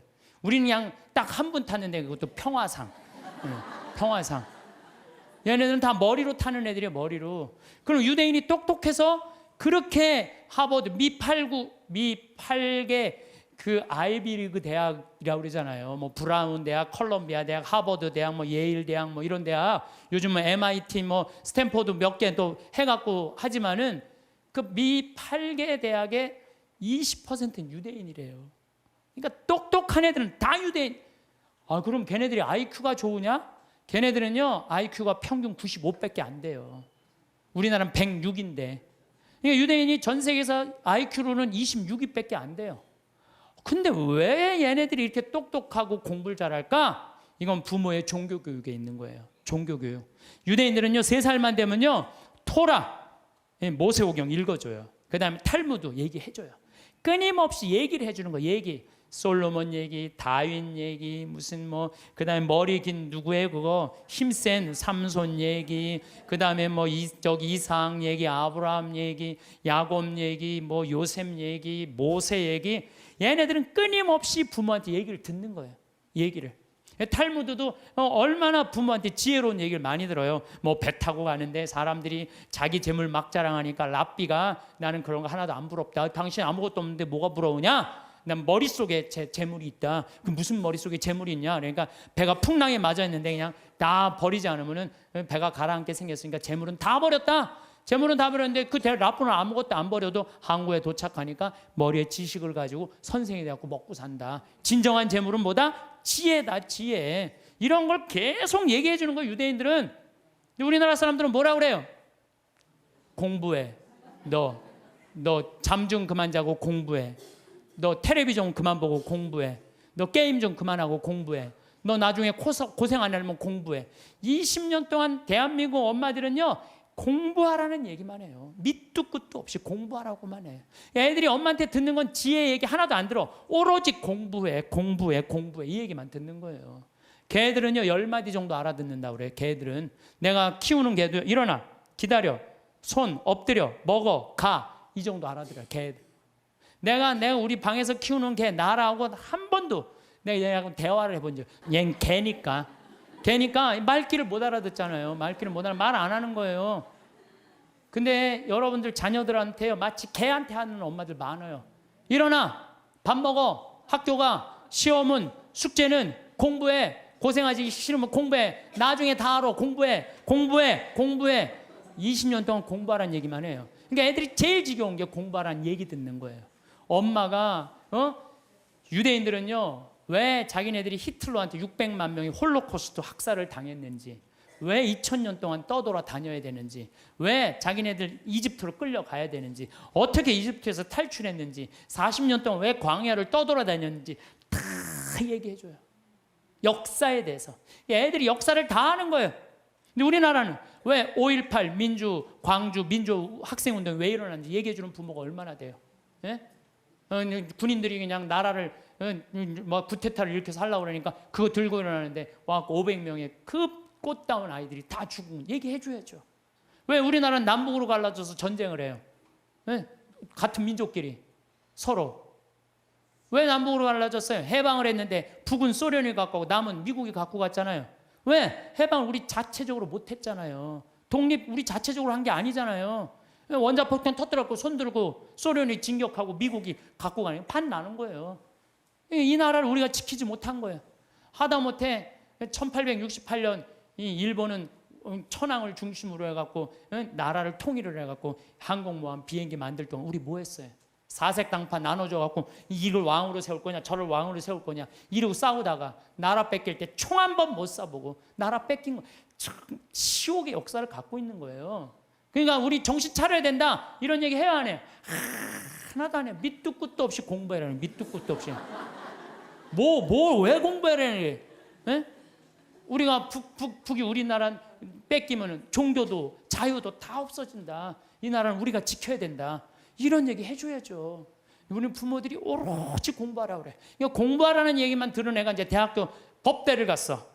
아빠 나 공부해야 되는데 나 군대 가면 나 공부 못 하잖아. 아빠 지금 좋은 자리에 있으니까 나 군인 좀 빼줘. 그래? 너 공부해야 돼? 그럼 내 자리 빼줄게. 그래갖고 그냥 빼줬어. 자리 손 써갖고. 그래갖고 얘도 잘 나가고 근데 아버지가 너무 잘 나가. 그래갖고 너무 잘 나가고 어느 날 장관 청면에 딱 앉아 있었는데 국회의원이 당신 아들 왜 군대 안 갔냐 그러니까 왜 군대 안 갔지? 공부하냐고 내가 빼줬는데. 그래갖고 그냥 공부한다고 그냥 아버지 그냥 장관 자리에서 끌어낸 자식들이 얼마나 많아요. 그렇지 않아요? 얘가 역사의식이 있고 부모가 역사의식이 있었으면 내 나라는 네 나라는 누가 지켜야 된다? 네가 지켜야 된다. 그럼 얘가 아버지 나 군대 갔다 올게요. 이 나라 내가 지켜야죠. 내가 앞으로 이 나라의 지도자가 될 건데 내가 지켜. 이 소리 할 거 아니에요. 부모가 그런 얘기 해요 안 해요? 하나도 안 해요. 오로지 공부해라는 얘기만 오로지. 너 하나 잘 되려면 공부해라. 내가 작년에 그 이제 갈릴레아까지 다 갔어요. 그랬더니 네게부 사막 체험을 또 데리고 가더라고요. 근데 거기 가 보니까요 고등학교 3학년 유대인 천재애들이 30명 정도 온 거예요. 근데 얘네들이요 의대, 공군사관학교, 법대 합격한 애들이에요. 저녁에 모닥불을 피면서 내가 얘기를 했어요.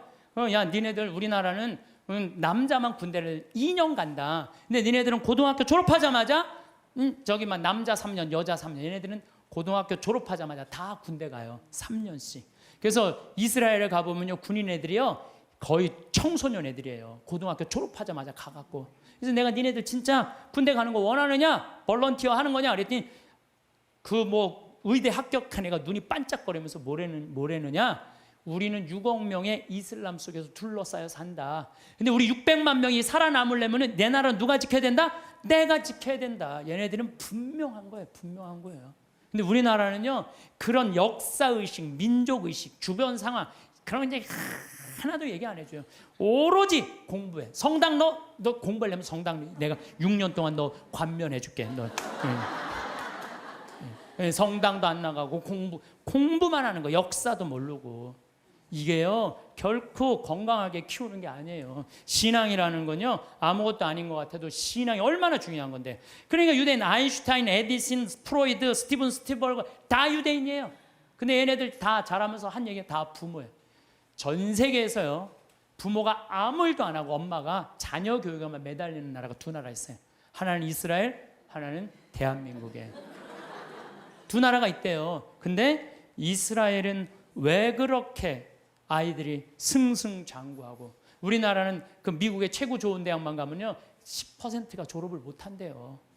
10%도 졸업을 못 한대요. 그 왜냐면 아이들이에요 대화가 없어서 그래요. 신앙도 없고. 신앙이라는 게 아무것도 아닌 것 같지만요 정말 중요한 게 신앙이에요. 저는 한번 부산에서 어디 강의를 가게 됐어요. 정말 너무너무 이제 차가 막혀갖고 이제 아주 정말로 그야말로 그냥 속이 바짝바짝 탔어요. 내비게이션이 가르쳐 주는데 불안하더라고. 내비게이션이 이렇게 가는데 분명히 성당이면 시내 한가운데일 텐데 이상한 대로 계속 하는 거예요. 이게 맞는가 계속 가는데 도착했습니다. 딱 그랬는데 벌판인 거예요. 강의는 5분 남겨놨는데 미치겠더라고요. 그래서 내비게이션을 내가 두들겨 펴려고 그랬어요. 이놈의 새끼 이걸 제대로 안 가르쳐 줬다고. 여러분들이 자식에 있어서 여러분들이 뭘까요? 내비게이션이에요. 여러분들이 인생의 내비게이션들이에요. 근데 여러분들이 안내를 했어. 안내를 했는데 전혀 엉뚱한 데다 안내를 해놨어. 그래갖고 애가 인생 끝에 갔는데 인생의 참 의미를 모르고 허탈하는 경우가. 그럴 때 어떻게 할 거예요, 여러분들? 정말 과연 내가 내 자식한테 인생의 내비게이션 역할을 잘하고 있는가? 내비게이션 최고의 좋은 내비게이션 역할은 뭐예요? 신앙생활이에요. 이정표 확인하듯이. 그래서 하느님 꽉 붙잡고 살아야 되는데 너 공부하려니까 너 끊어. 그래갖고 거미가 나뭇가지 타고 나는 거 줄 끊듯이 그냥 신앙을 딱 끊어버리는 거예요. 성당도 마찬가지예요. 여러분들 자녀들이 왜 성당 나가기 싫어하는 줄 알아요?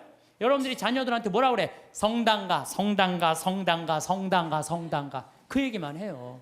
왜 성당 가야 되는지 얘기해 주는 거 없잖아요. 아브라함 얘기를 묵상을 해서 얘기를 해준다든가, 솔로몬 얘기를 해준다든가, 우리 김대건 신부님 얘기를 해준다든가, 최양업 신부님 얘기를 해준다든지, 아니면 프란치스코 성인의 삶을 얘기해 준다든지, 우리 비오 성인 이탈리아 로톤도에 오상 받은 신부님 얘기를 해준다든가, 파티마 성모님, 루르드 성모님, 과달루페 성모님, 이번 르완다 성모님 발현했다고 그래. 1982년에 르완다 성, 그런 얘기 하나도 안 해줘요.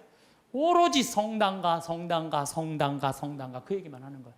근데 애들이 두 가지를 하기 싫은 거예요. 성당 가고 공부하는 거. 이거 두 가지가 싫은 거야. 네. 두 가지를 안 하는 거예요. 이유를 얘기해 줘야 될 거 아니야. 왜 성당 가야 되는지, 왜 공부해야 되는지. 이유를 안 해주고 무조건 그냥 성당 가, 공부해, 이야기.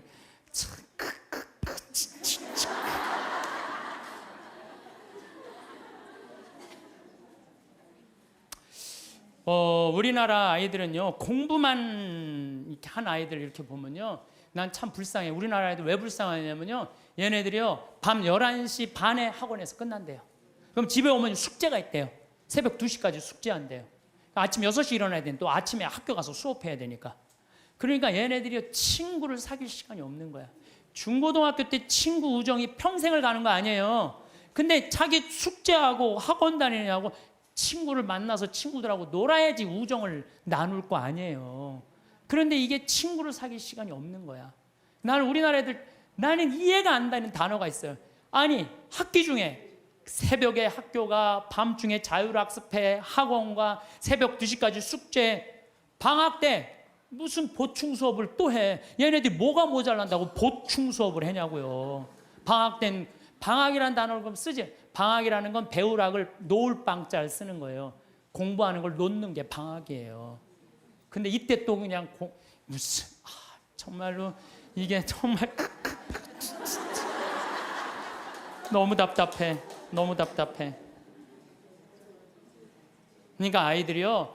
근데 우리나라가 그렇게 공부를 해도 효과가 좋으냐? OECD 국가 중에 우리나라가 학업 성취도가 24위예요. 30개 나라 중에 잘 사는 나라. 핀란드, 내가 핀란드, 덴마크 다 다녀왔어요. 근데 걔네들은요, 오후 3시면 집에 다 가요. 엄마 아빠하고 같이 놀고 대화해요. 대화하는 게요, 공부하는 것보다 훨씬 교육 수준이 좋대요. 걔네들은 정말로, 걔네 성취도 1위예요. 오후 3시면 다 집에 가요. 부모하고 얘기해요. 그래 애들이 사람 냄새가 나는 거, 사람 냄새가. 근데 우리나라는요, 사람 냄새가 안 나요, 애들이. 나는 길거리에 눈 허옇게 뜨고 돌아다니는 애들 이해가 돼요. 아니, 그러는데 허옇게 안 뜨고 다니는 애들 어디 있어? 태어나서 공부해 이 얘기만 그냥 태어나갖고 좀 산 좀 보려고 그러면 엄마가 그냥 정신 나가면 그냥 창문에다 가나다라 마바 차탁 갖다 누워서 모빌이 돌아가는데 기억니을 니을이 돌아가고.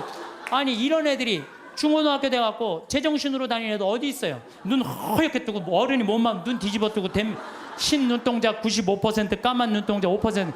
나는 요즘 애들 폭력적이고 반항적인 거 이해가 돼요. 당연히 그렇게 만드는 거 지금. 애들 정서적으로 잘 키워야 될 거 아니에요. 저는요, 중고등학교 때 내가 성당 다녔는데 성당 생활이 주야. 학교는 취미예요, 취미. 수업만 끝나면 무조건 성당 갔어요. 수업만 끝나면. 예술제 한다고 나는 유대철 역할 했어요. 어렸을 때 유대철 성인 역할, 연극하고 기도하고 아이들끼리 모여서 누구 위해서 기도하고 또 뭐 여름에 좀 캠핑 간다면 한 달 내내 물건 준비하고 또 친구들끼리 싸우고 화해하고 이러면서 우정이 쌓이는 거예요. 그 성당에서도요, 우리는 성가 화음 마친다고 8명이 모이면요, 뭐 테너 저기 베이스 이게 하면서 애들 8명이 성가하고 그랬어요. 학교에서도. 나만 그런 게 아니에요. 우리 중고등학교 때는 토요일 날 일요일 날이면 다 교회, 다 성당, 다 절에 갔어요. 그러니까 애들이 신앙생활이 기본이었어요. 그 중고등학교 때 신앙생활이라는 건 뭐냐면 거룩한 거에 깃들이는 거예요. 그러니까 우리 친구들 중에 12명이 남자애들이 12명, 남자 여자 한 20, 30명 됐는데 남자들이 12명, 그중에 6명이 신학교 간다고 그랬어요. 그중에 3명이 신학교 갔어요. 하나는 외방선교회, 하나는 이번에 무슨 안식년 끝나고 난 다음에 그동안 쭉 교도소 사목하다, 하나는 환경하고, 나머지 3명도 하나는 내가 정말 존경하는 친구인데 학교 선생님, 아마 학교에서도 정말 열심히 해. 지난번에 그 학교 강의 갔더니 저 선생님은 신부님 되는 게 낫겠다고 신학교 가려고 그랬던 아이니까. 또 하나는 교수하고 있고, 또 하나는 무슨 신협 이사하고 있고, 또 안 간다는 친구들도 어렸을 때 다 우리 신학교 가자 이랬던 애들이에요. 그래서 수원시청에 한번 갔는데 내 친구가 하나 있는데 팀장이래요. 그러고 저 오 팀장님은 신학교 가는 게 남분이라고. 그러니까 어렸을 때 신학교 가고 성당에서 어울리는 애들은요 거룩해요. 거룩하고 정의로운 곳에 맛을 들여요. 여러분들 신문지에다가 생선을 싸면요 비린내가 나요. 신문지에다가 향을 싸면요 향이 나게 돼 있어요. 애들한테 공부해 이것만 하면요 애는요 자기만 알게 돼 있어요. 경쟁만 할 줄 아는 거예요. 서로 친구끼리 화목하게 협동하고 이러는 게 없어요. 지금 애들은 그냥 나만 공부하면 되는 거야. 그러니까 얼마나 세상이 각박하냐 이거예요. 그래서 난 우리 중고등학교 때 성당 다니는 애들, 교회 다니는 애들, 절 다니는 애들 정말 열심히 한 애들이 학교에서도 공부도 다 잘했어요. 보면은. 근데 그게 어느 순간인가 자율학습 학원에 다 뺏겨버린 거야. 그러면요 공부는 잘할지 모르지만 나라는 안 건강해요. 왜? 중고등학교 때 신앙을 통해서 거룩한 가르침을 들은 애들은요 저는 불교 가르침이든 천주교 가르침이든 개신교 가르침이든 종교라는 건 최고로 높은 가르침이에요. 그 가르침을 듣고 자라는 애들은 달라요. 달라도 뭐가 달라요. 근데 그냥 아무것도 지금 애들이 성당 가서 성서를 제대로 들어요. 자기네들끼리 토론을 해요. 아무것도 안 하잖아요. 그러니까 그냥 서로 왕따 시키고 그냥 정말 우리가 깜짝깜짝 놀랄 일들이 뉴스만 보면 나오잖아요. 여러분들 칼 마르크스가 자기 자본적인 공산주의 혁명할 때 종교는 뭐라고 그랬어요? 인민의 아편이라고 그랬죠. 그리고 공산혁명 소련에서 일어나고 다 일어났어. 근데 소련 어떻게 됐어요? 지금 어떻게 됐어요? 완전히 쫄딱 망하고 포기했어요. 공산주의. 그리고 공산주의 국가 중에 잘 사는 나라 있었어요? 아니 잘 사는 거 기쁨이 우리 공산주의 하면 딱 어디 인상 쓰고 이런 것만 있잖아요. 이게 하느님을 놓치면 그렇게 되는 거예요. 우리가 종교라는 게 이 인간이 살아가는데 절대적인 중심인 거예요. 난 일본은요 난 망한다고 생각해요. 왜? 일본은 천황이에요. 천황. 자기네들이 무슨 동굴에서 일장기 뻥 떠 태양의 아들이라고 무슨 개뿔 태양의 아들 무슨 태양의 아들이에요. 태양의 아들이 그래요. 이 아시아 전쟁 일으켰을 때 2,200만 명이 죽었어요.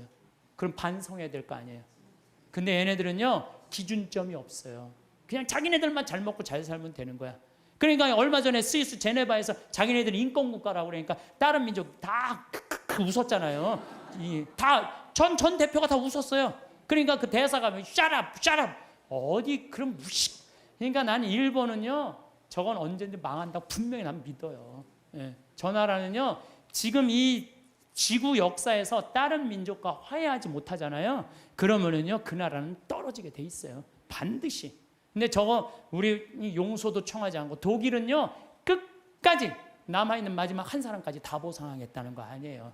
그 독일하고 일본하고 여러분 어떻게 일본 놈이라는 말이 그래서 나오는 거예요. 일본 놈이라는 말이. 예. 왜? 이게 국가적인 양심의 반성을 안 하는 거예요. 그리고 무슨 위안부가 아니죠. 성노예죠. 자기네들이 강제로 끌려가고. 예. 그리고도 반성을 안 해요. 정말로 창피한 나라예요. 저 나라. 근데 저 일본은요 정말 지독해요. 자기네들이 저렇게 하자면 살자면 저 지독한 놈들이야. 근데 난 저런 식으로 앞으로 세계에선 절대 인류 국가 못 되는 나라예요. 저 일본은 하류예요. 아무리 자기네들이 기술이 좋아도 하류예요. 하류. 북한은 어때요? 북한. 김일성이 아버지 아니야 아버지. 그런데 김일성이 정말 높은 가르침을 줬어요. 지금 북한 주민들 굶어 죽어요. 우리 집에 내 탈북자 한 분 지금 근무를 하고 계세요. 생선을 못 먹어요. 먹어봤어야지. 고기를 못 먹어. 고기를 먹어. 심지어 계란도 못 먹어. 먹어본 적이 없는데 하느님을 빼버리고는요 절대 나라가 건강할 수가 없어요. 저 나라는 아니 저게 말이 돼요? 저 북한 여러분들 북한 지금 말이 된다고 생각하세요?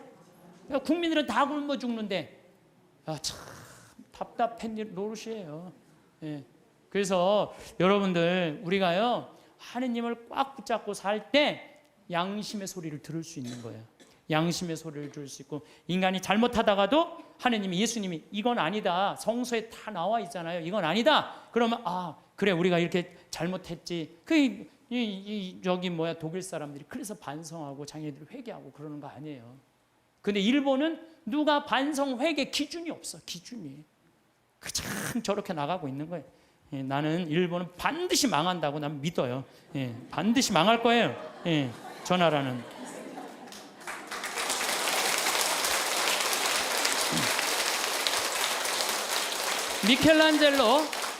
미켈란젤로가 성베드로 성당 돔을 하고 시스티나 성당 천장 천지 창조를 했어요. 근데 교황님이 미켈란젤로를 불러서 너 받고 싶은 돈 액수를 다 대라. 그랬더니 미켈란젤로가 뭐라고 그러냐면은, 교황성하시여, 내가 재능을 하느님으로 받아서 하느님께 다시 돌려드리는데 무슨 보상금이 필요합니까? 나는 이거 하늘나라 들어가는 입장 봉헌하겠다고. 하늘나라 들어가면 입장료로 봉헌하겠다고 그래요. 근데 여러분들 베드로 성당 돔이 얼마나 줄 알아요? 신라 호텔이 들어가요. 그 돔 이렇게 보면요. 내가 그래서 또 이번에 베드로 성당 가서 재봤어요. 신라 호텔이 진짜 들어가나? 근데 이 라인에 보니까요, 신라 호텔 들어가고 남을 정도로 크더라고요. 베드로 성당이 얼마나 크냐면은 잠실 운동장 2배만한 거예요. 크기가. 이 야구 때리면 140m 끝에 가잖아요. 베드로 성당 이 잎에서 저 끝이 178m예요. 베드로 성당 잠실. 그 어마어마한 걸 지면서 미켈란젤로 한 푼도 안 받아요.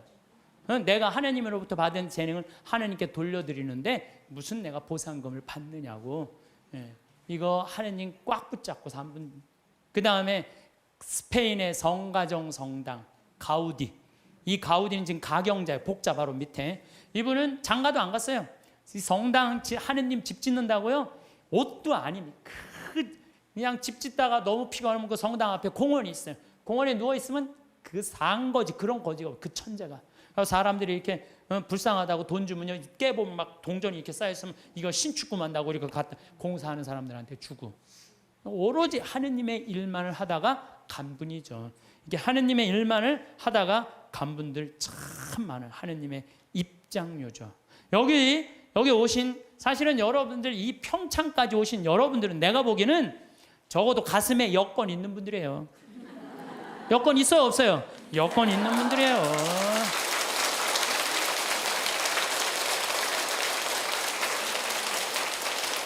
그래서 여러분들은 돌아가실 때 어떻게 돌아가실 수 있어?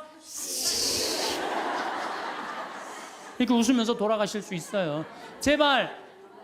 아니, 이게 농담이 아니고 여러분들 이 생각, 나는 죽을 때 싹 웃으면서 죽을 거야. 마음속으로 생각하세요. 이 세상 원도 한도 없이 열심히 살고 하느님 뜻 따라 살다가 죽을 때 난 이제 무슨 비행기 타고 가는 거야? 여러분들 비행기 다 통과하고 비행기 딱 타면 기분 좋아요, 안 좋아요? 좋죠? 싹 웃을 수 있듯이 우리가 이 세상 살기 열심히 살다가 마지막 날 돌아가실 때 가슴에 여권 있으면 웃으면서 돌아가실 수 있어요. 저는 이번 2013년 3월 마지막 주에 잠비아를 다녀왔어요. 잠비아 무프리나라는 지역을 갔다 왔어요. 내가 잠비아를 왜 가게 됐느냐 하면은 작년에 한 5월 6월경에 수녀님들이 프란치스코 제3의 수도자들이 피정을 왔어요. 우리 교우들이 피정을 왔는데 수녀님들이 도우러 왔는데 수녀님 16분이 왔는데 한 분이 얼굴이 새카만 거야. 그래서 내가 수녀님한테 물어봤어요. 수녀님, 남들은 다 얼굴이 하얀데 수녀님 왜 새카마냐고. 그랬더니 이 수녀님이, 신부님 저는 잠비아에서 농장을 한다는 거예요. 무프리나 지역에서. 왜 농장을 하냐고 그러니까 거기 그냥 다 굶어 죽어갖고 농장을 해서 거기에 있는 젊은 아이들한테 농업을 가르쳐서, 잠비아가요 우리나라보다 7배 커요. 남한보다. 땅이 엄청, 그리고 다 평지. 근데 얘네들이 농사를 질 줄 모르는 거야. 그래서 수녀님이 나는 거기 농사를 가르쳐서 잠비아 사람들이 잘 먹고 살게 해주려고 지금 농장을 운영한다는 거예요. 그래서 내가 눈이 이만해졌어요. 수녀님 무슨 농장을 해요? 그랬더니 몇 평이야? 그랬더니 80만 평이래요. 80만 평. 수녀님, 근데 한국은 왜 들어오셨어요? 17년 동안 거기서 사셨대요. 17년 동안 아프리카에서 사니 새카매요. 암이 걸린 거, 암이라고 치료도 하고, 그 다음에 또 뭐라고 그러더라? 기숙사를 짓는데 돈이 없어갖고 돈 모으러 왔대요. 그래서 마침내 사는 맛 사는 뭐 책 팔은 그 저기 뭐야 인세가 한 2천만 원 들어왔길래 수녀님 내가 이거 줄게. 근데 신부님이 우리하고 무슨 상관이 있어서 이 돈을 한 번에 주냐? 밑도 끝도 없이 돈을 왜 주냐? 수녀님 무슨 소리 이렇게 섭섭하게 하느냐고. 수녀님 하느님 일하고 나도 하느님 일하는 사람이야. 근데 수녀님이 아프리카에 가서 나는 생태마을을 꾸미고 싶은 게 내 꿈이야. 근데 수녀님이 이미 생태마을을 아프리카에서 꾸미고 있는데 내 일을 대신해 주는데 이 돈은 돈도 아니다. 가져가라. 그랬더니 신부님 딱 요 돈이 모자랐다는 거예요. 너무너무 감사하다고.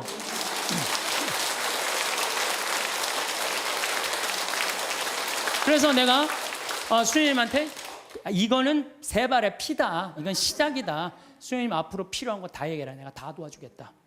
수녀님 도대체 우리한테 왜 이러시는 거냐고. 걱정하지 말아라. 수녀님 내가 원래 아프리카의 생태마을 꾸미고 싶은 게 내 꿈이다. 근데 이미 수녀님이 하고 있으니까 내가 아프리카에 굳이 안 가도 수녀님만 도와줘도 될 것 같다. 그래서 이번에 이제 3월 달에 아프리카를 갔어요. 근데 갔는데 그냥 갈 수 있어요? 의사 선생님들, 치과 선생님 셋, 위생사 선생님 셋, 그다음에 뭐 대학 자원봉사자들, 그다음에 뭐 설계사 선생님 다 해갖고 20명 데리고 갔어요. 가갖고 저기 뭐 그 농업학교의 기자재, 대학으로 승진하는 데는 기자재가 필요하대요. 그 2천만 원어치. 그랬더니 또 거기는 에이즈 환자가 16,000명인데 2,000명이 에이즈 환자래.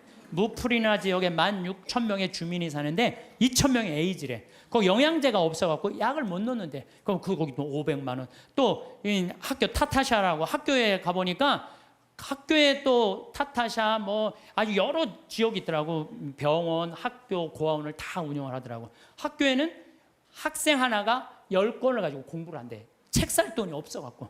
그래갖고 그 수녀님 내가 책 다 사줄게. 그래갖고 책 다 사주고 오고. 그 고아원에는 또 우유를 못 먹어갖고 말라리아가 걸려도 약을 못 맞는데요. 그 우유값 다 대주고 오고. 그래갖고 한 5천만 원씩 대주고 왔어요. 대주고 왔는데 가보니까 80만 평의 농사를 짓는 게 아니라 2만 평밖에 못 짓더라고 수녀님이. 그래서 수녀님 내가 돌아가갖고 2억을 드리면 포크레인 그다음에 트랙터를 다 사갖고 오겠더라고요. 내가 가갖고 2억을 모아갖고 내년 7월에 내가 하겠다. 그랬더니 수녀님 눈이 이만해지는 거예요. 수녀님이 나한테 신부님 도대체 우리한테 왜 이러느냐고. 나는 수녀님 나는 많은 수도자들을 봤지만 이렇게 아프리카에서 16년 동안 나오지도 않고 딱 가면 거기서 사는 거예요. 그냥 웬만하면 3년 있다 오잖아요. 그 수녀님이 7분이 사는데 7분 그대로 한 분 말라리아 돌아가신 분 빼고는 그대로 거기서 사는 거예요. 난 수녀님들이 이뻐도 너무 이쁘다. 정말 수녀님들이야말로 꽃이다. 꽃. 교회의 꽃이다. 내가 이 수녀님들을 안 도와주면 나중에 하느님 앞에 가서 나 혼난다.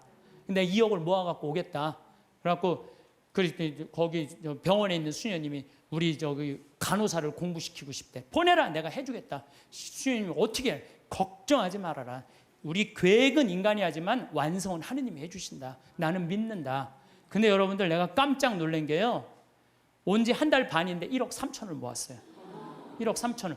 내가 말도 많이 안 했어. 이렇게 강의 때 한 사람 앞에 1,000만 원만 20명만 모으면 된다. 한 사람 앞에 1,000만 원 20명 모으면 된다. 그때 지난번에 명동에 갔는데 2명이 2천만 원을 했더라고. 그래갖고 전화가 왔어. 신부님 명동 강의 끝나는데 신부님 바쁘신데 내가 1,000만 원을 기증하는데 시간 되시냐고. 나 시간 무지하게 많다. 나 시간 무지하게 많다. 그랬더니 그분이 수표를 1,000만 원을 딱 갖고 왔더라고요. 그래서 내가 통장에 지금 벌써 5천만 원을 받아두고 이제 7천만 원 약속을 했어요. 이제 연락하면 다 넣는다는 거예요.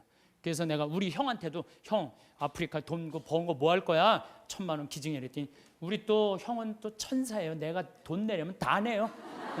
1초도 주저하지 않고 신부님 제가 봉헌하겠습니다. 그래서 우리 어머니도 이번 7월 달에 개를 탄대요. 어머니 1,000만 원 하라고.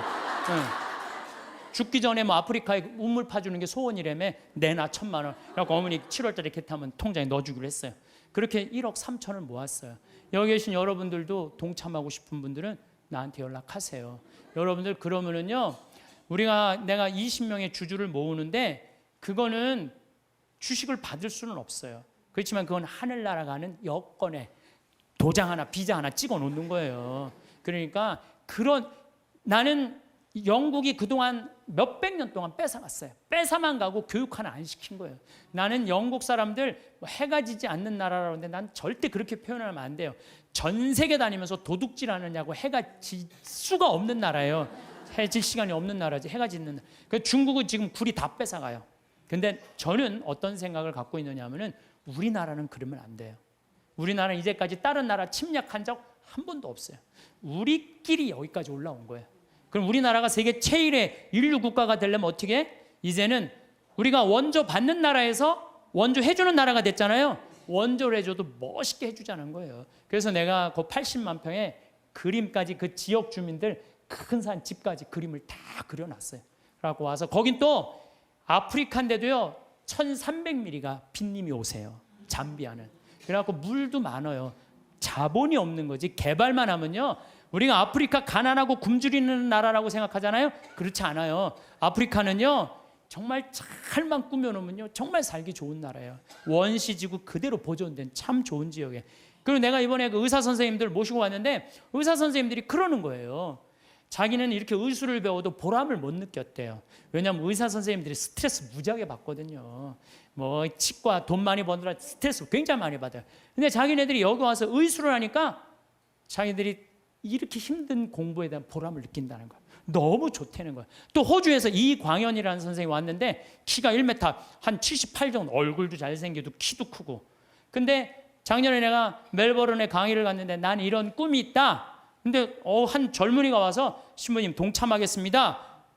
저기 뭐야 그걸 명함을 줬어요. 난 그거 잊어먹었죠. 근데 이 친구가요 계속 우리 인터넷에서 검색을 한 거야. 그리고 내가 그걸 딱 보고 멜버른에서 한국으로 날라온 거야. 같이 갔어요. 근데 이 아프리카 사람들은 이 이가요 뿌리가 우리는 얕은 얘네들 굉장히 깊어요. 이가 이만해. 진짜 거짓말 조금 못해서 이만해.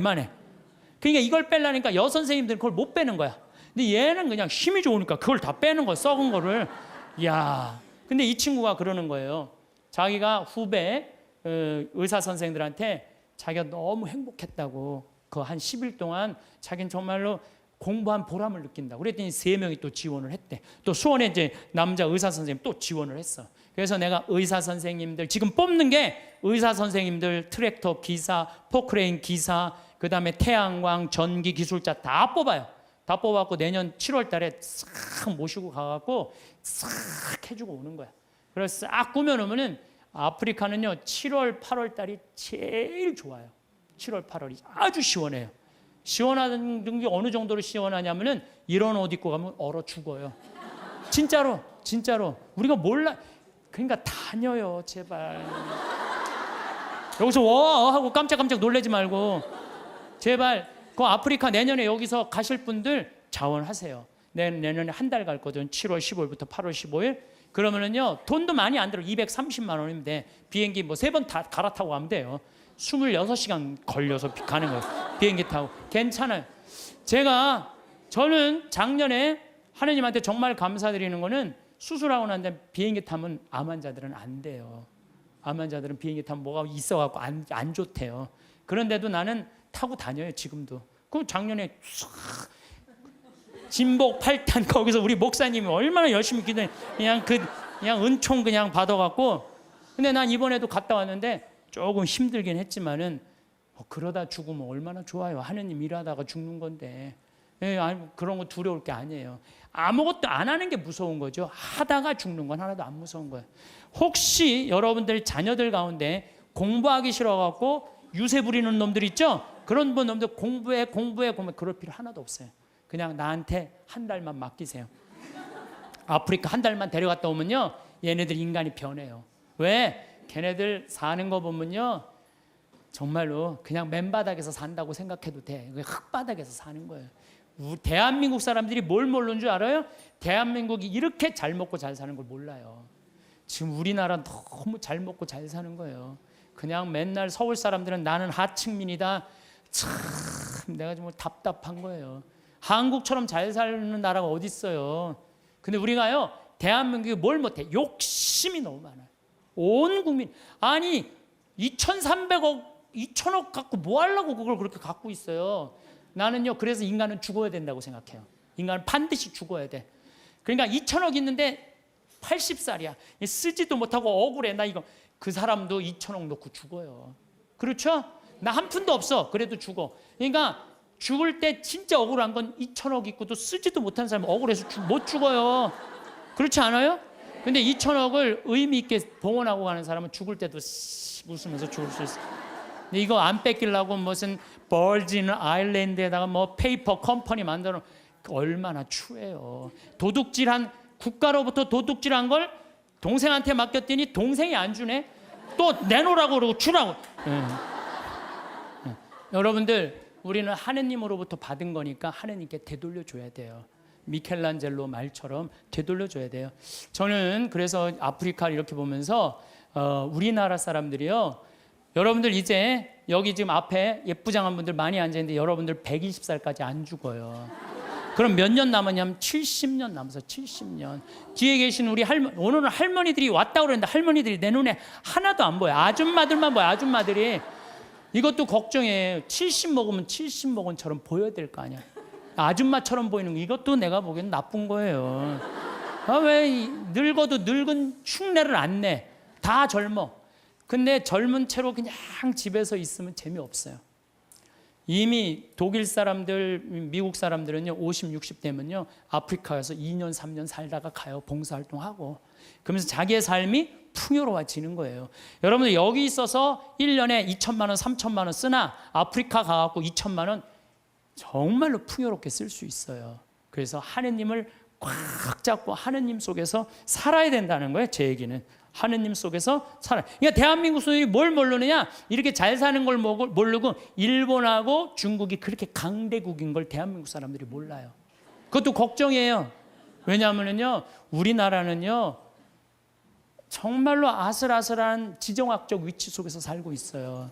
그러니까 우리나라 국민들이요, 항상 역사의식을 갖고 있어야 돼요. 자녀들한테 우리가 역사에 어떤 고통을 겪었고 지금도 어떤 상황이 있는지 누구 입에서 나와야 돼? 부모 입에서 나와야 돼요. 그러니까 여러분들이 항상 깨어서 기도하고 깨어서 살아야 된다는 얘기죠. 저는 지금 우리 대한민국 국민들이 돈 버는데 너무 눈이 빨개져 있는 것 같아요.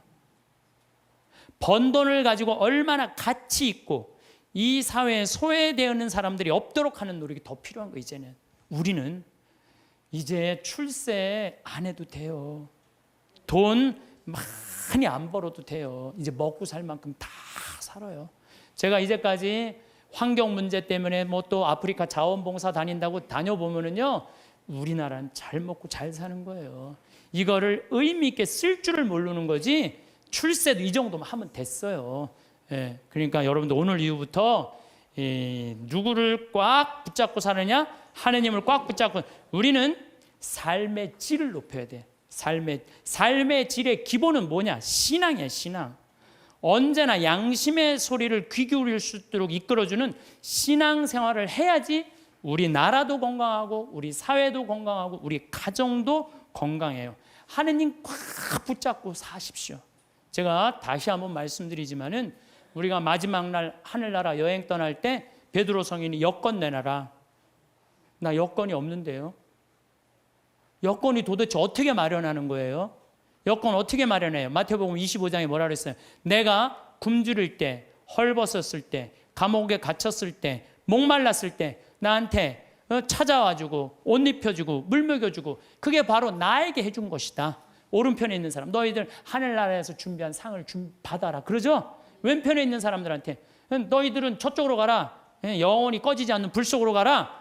우리가 당신 언제 그렇게 천대했다고 그러냐고. 내 이웃 중에 가난하고 굶주리고 감옥에 갇히고 헐벗어 사는 사람 돌보지 않는 게 곧 누구한테 돌보지 않는 거다?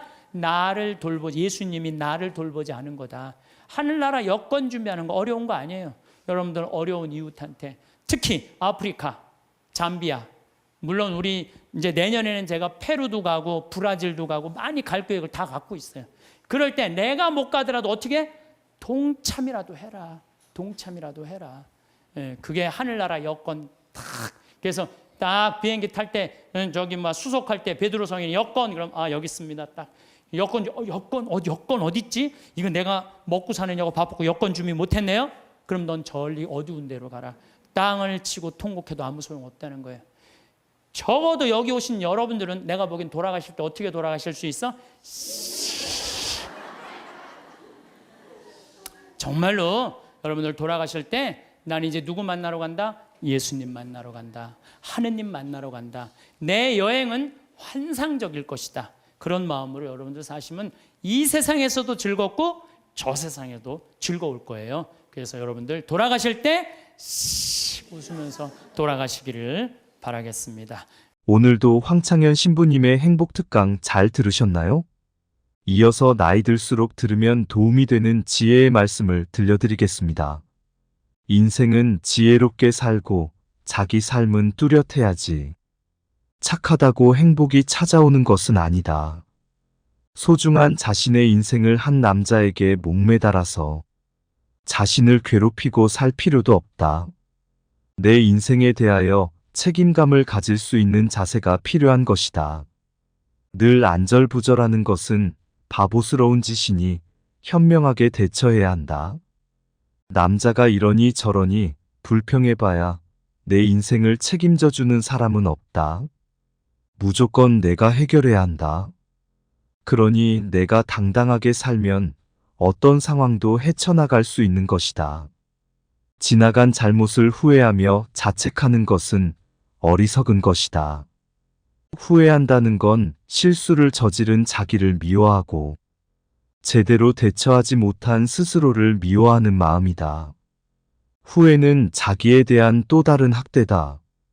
우리는 늘 현재를 놓치며 산다. 과거를 생각하다 현재를 놓치고 미래를 걱정하느라 또 현재를 놓친다. 행복이란 어디서 뚝 떨어져 내게 오는 게 아니다. 지금 이 시간에 집중해서 최선을 다할 때 그 하루하루가 쌓여 행복한 미래가 되는 것이다. 절제라는 것은 억누른다는 뜻이 아니다.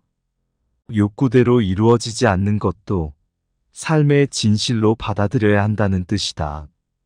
세상에 끌려다니지 마라.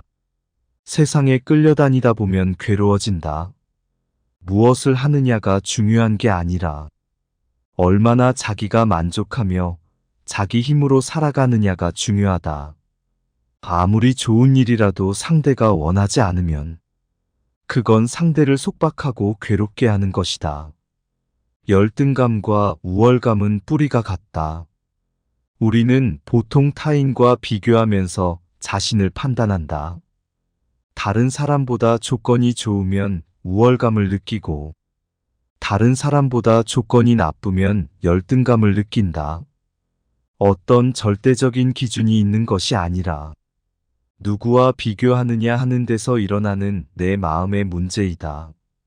행복으로 가는 길은 우리 마음이 바뀌지 않는 데 있는 게 아니라 마음이 바뀌는 줄 알고 그 변화에 구애받지 않는 데 있다.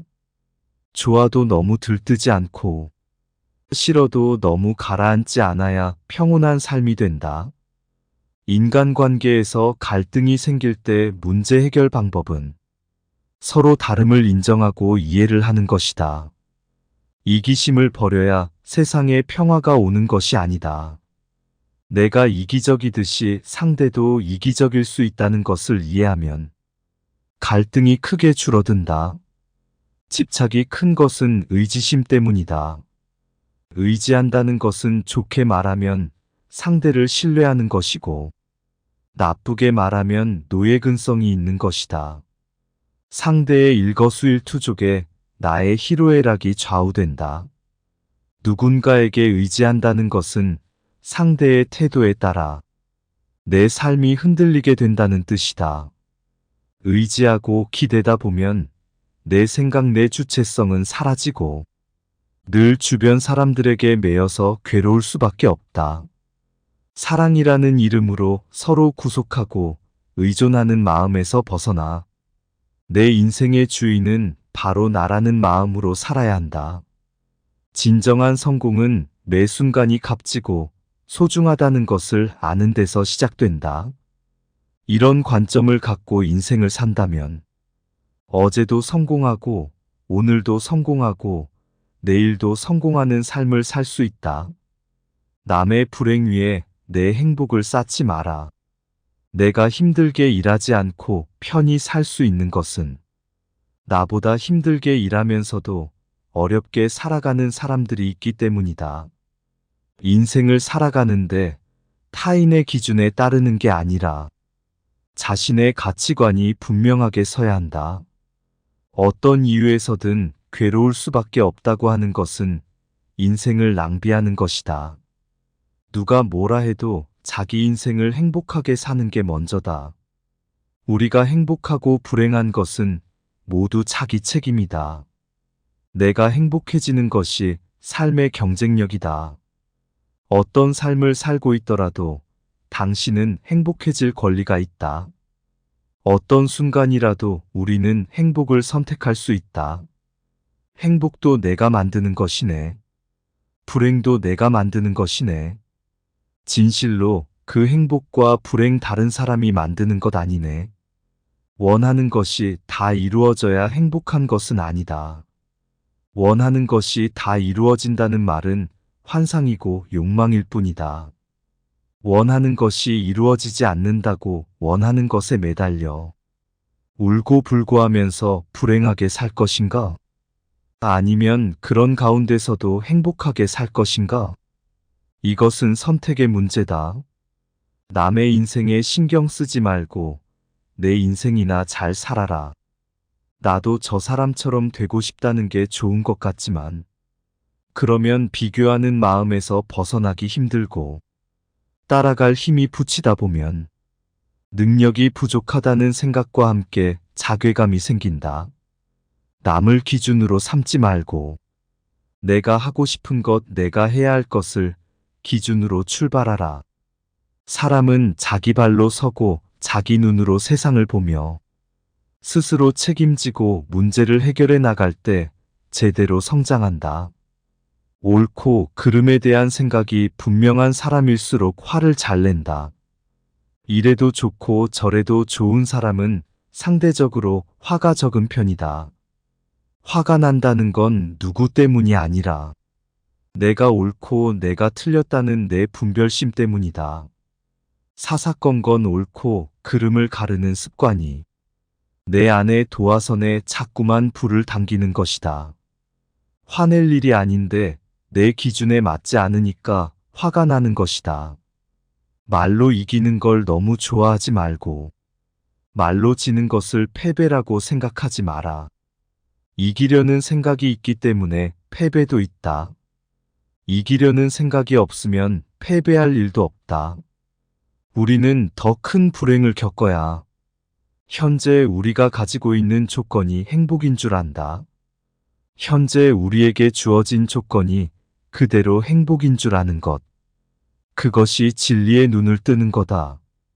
남을 이해하면 내가 좋고 남을 이해하지 못하면 내가 괴롭다. 우리가 자기 자신에게 불만을 갖는 것은 스스로에 대한 기대가 너무 높기 때문이다. 이 세상 모든 존재는 부족한 것도 아니고 넘치는 것도 아니다.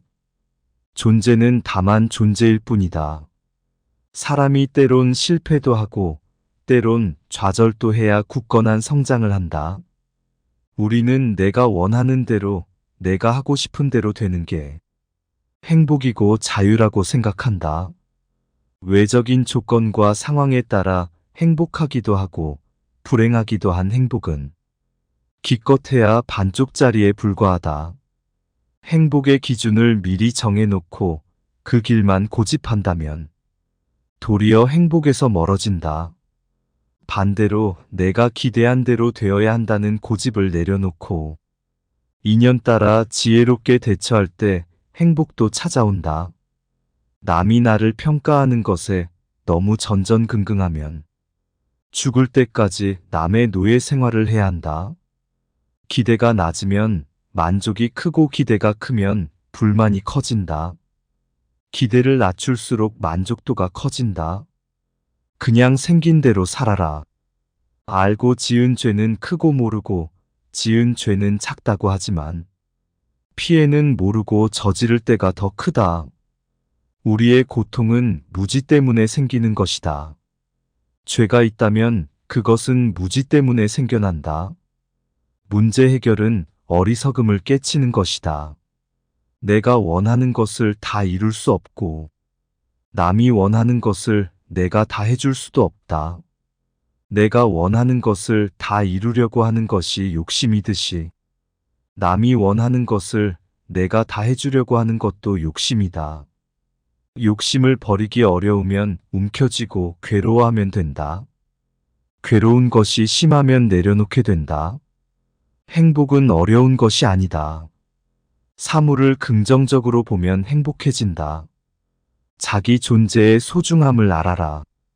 원하는 게 이루어졌다고 꼭 좋은 게 아니다. 원하는 게 안 이루어졌다고 그게 꼭 나쁜 것도 아니다. 인생에서 선택의 첫 번째 기준은 내가 먼저 행복해야 한다. 내가 괴로우면서 남을 돕는다고 하면 잠깐 도울 수는 있지만 오래는 못 간다. 아무리 좋은 부부라 하더라도 내가 원하는 걸 상대가 다 해줄 수 없고 상대가 원하는 것을 내가 다 해줄 수 없다. 서로 약간의 자유를 주고 생활할 때 두 사람의 관계가 오래가고 좋아진다. 내가 해줄 수 없는 것을 다 해줄 수 있다고 착각하면 못 해준 것에 대해 자꾸 죄책감을 느낀다. 사람들은 자기가 원하는 대로 안 이루어진다고 괴로워한다. 다 이루어질 수 있다고 착각을 하기 때문에 원하는 것이 이루어지지 않는다고 괴로워하는 것이다. 원하는 것이 이루어지면 다행이고 안 이루어지면 그만두면 된다. 내가 덕을 보려면 그만큼 손실이 따르고 대가를 치러야 한다. 내가 원하는 대로 세상 일이 다 될 수는 없다. 아이가 어릴 때는 따뜻하게 보살펴주는 게 사랑이고 커서는 냉정하게 정을 끊는 게 사랑이다. 어릴 때 보살피지 않는 것은 내팽개치는 것으로 외면이고 커서 보살피는 것은 집착하는 것으로 과잉보호이다. 아이가 10번쯤 말을 안 들었을 때 자기 안에서 화가 나면 자기 문제고 화가 전혀 안 나고 계속할 수 있으면 그건 내가 정말 아이를 사랑하는 거다. 아이를 깨우치는 것은 100번을 해도 아이를 위해서 하는 거지만 그건 아이의 선택이다.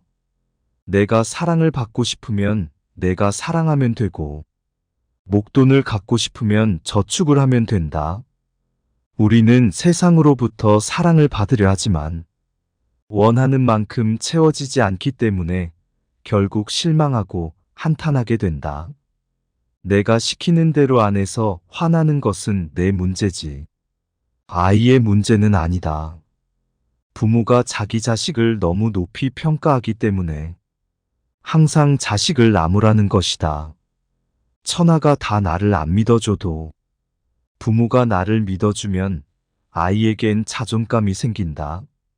내가 주인으로 살려고 하면 그동안 나의 주인 노릇했던 것들이 반대한다. 그것을 두려워하면 주인이 되지 못한다. 우리가 행복하지 못한 이유는 항상 과거를 핑계대기 때문이다. 미워하지 말라가 아니라 알고 보니 미워할 일이 아니다. 용서하다가 아니라 알고 봤더니 잘못한 게 아니다 하고 알게 된다. 이것을 깨달음이라고 한다. 자기 스스로 통찰력 즉 지혜를 갖게 되면 괴로움이 사라지게 된다. 지금 여기 나에게 깨어 있어라. 지금 여기 나에게 깨어 있기가 행복으로 가는 길이다. 물잔이 물잔이라 물을 담는 것이 아니고 물을 담으면 물잔이 되고 국을 담으면 국그릇이 되는 것이다. 화를 알아차린다는 것은 화가 일어날 조짐을 알아차리는 것이다. 화가 날 때 몸에 약간 열이 난다거나 호흡이 가빠지는 것을 감지할 수 있어야 한다. 알아차리고 알아차리고 알아차리면 점점 알아차림의 순간이 빨라진다.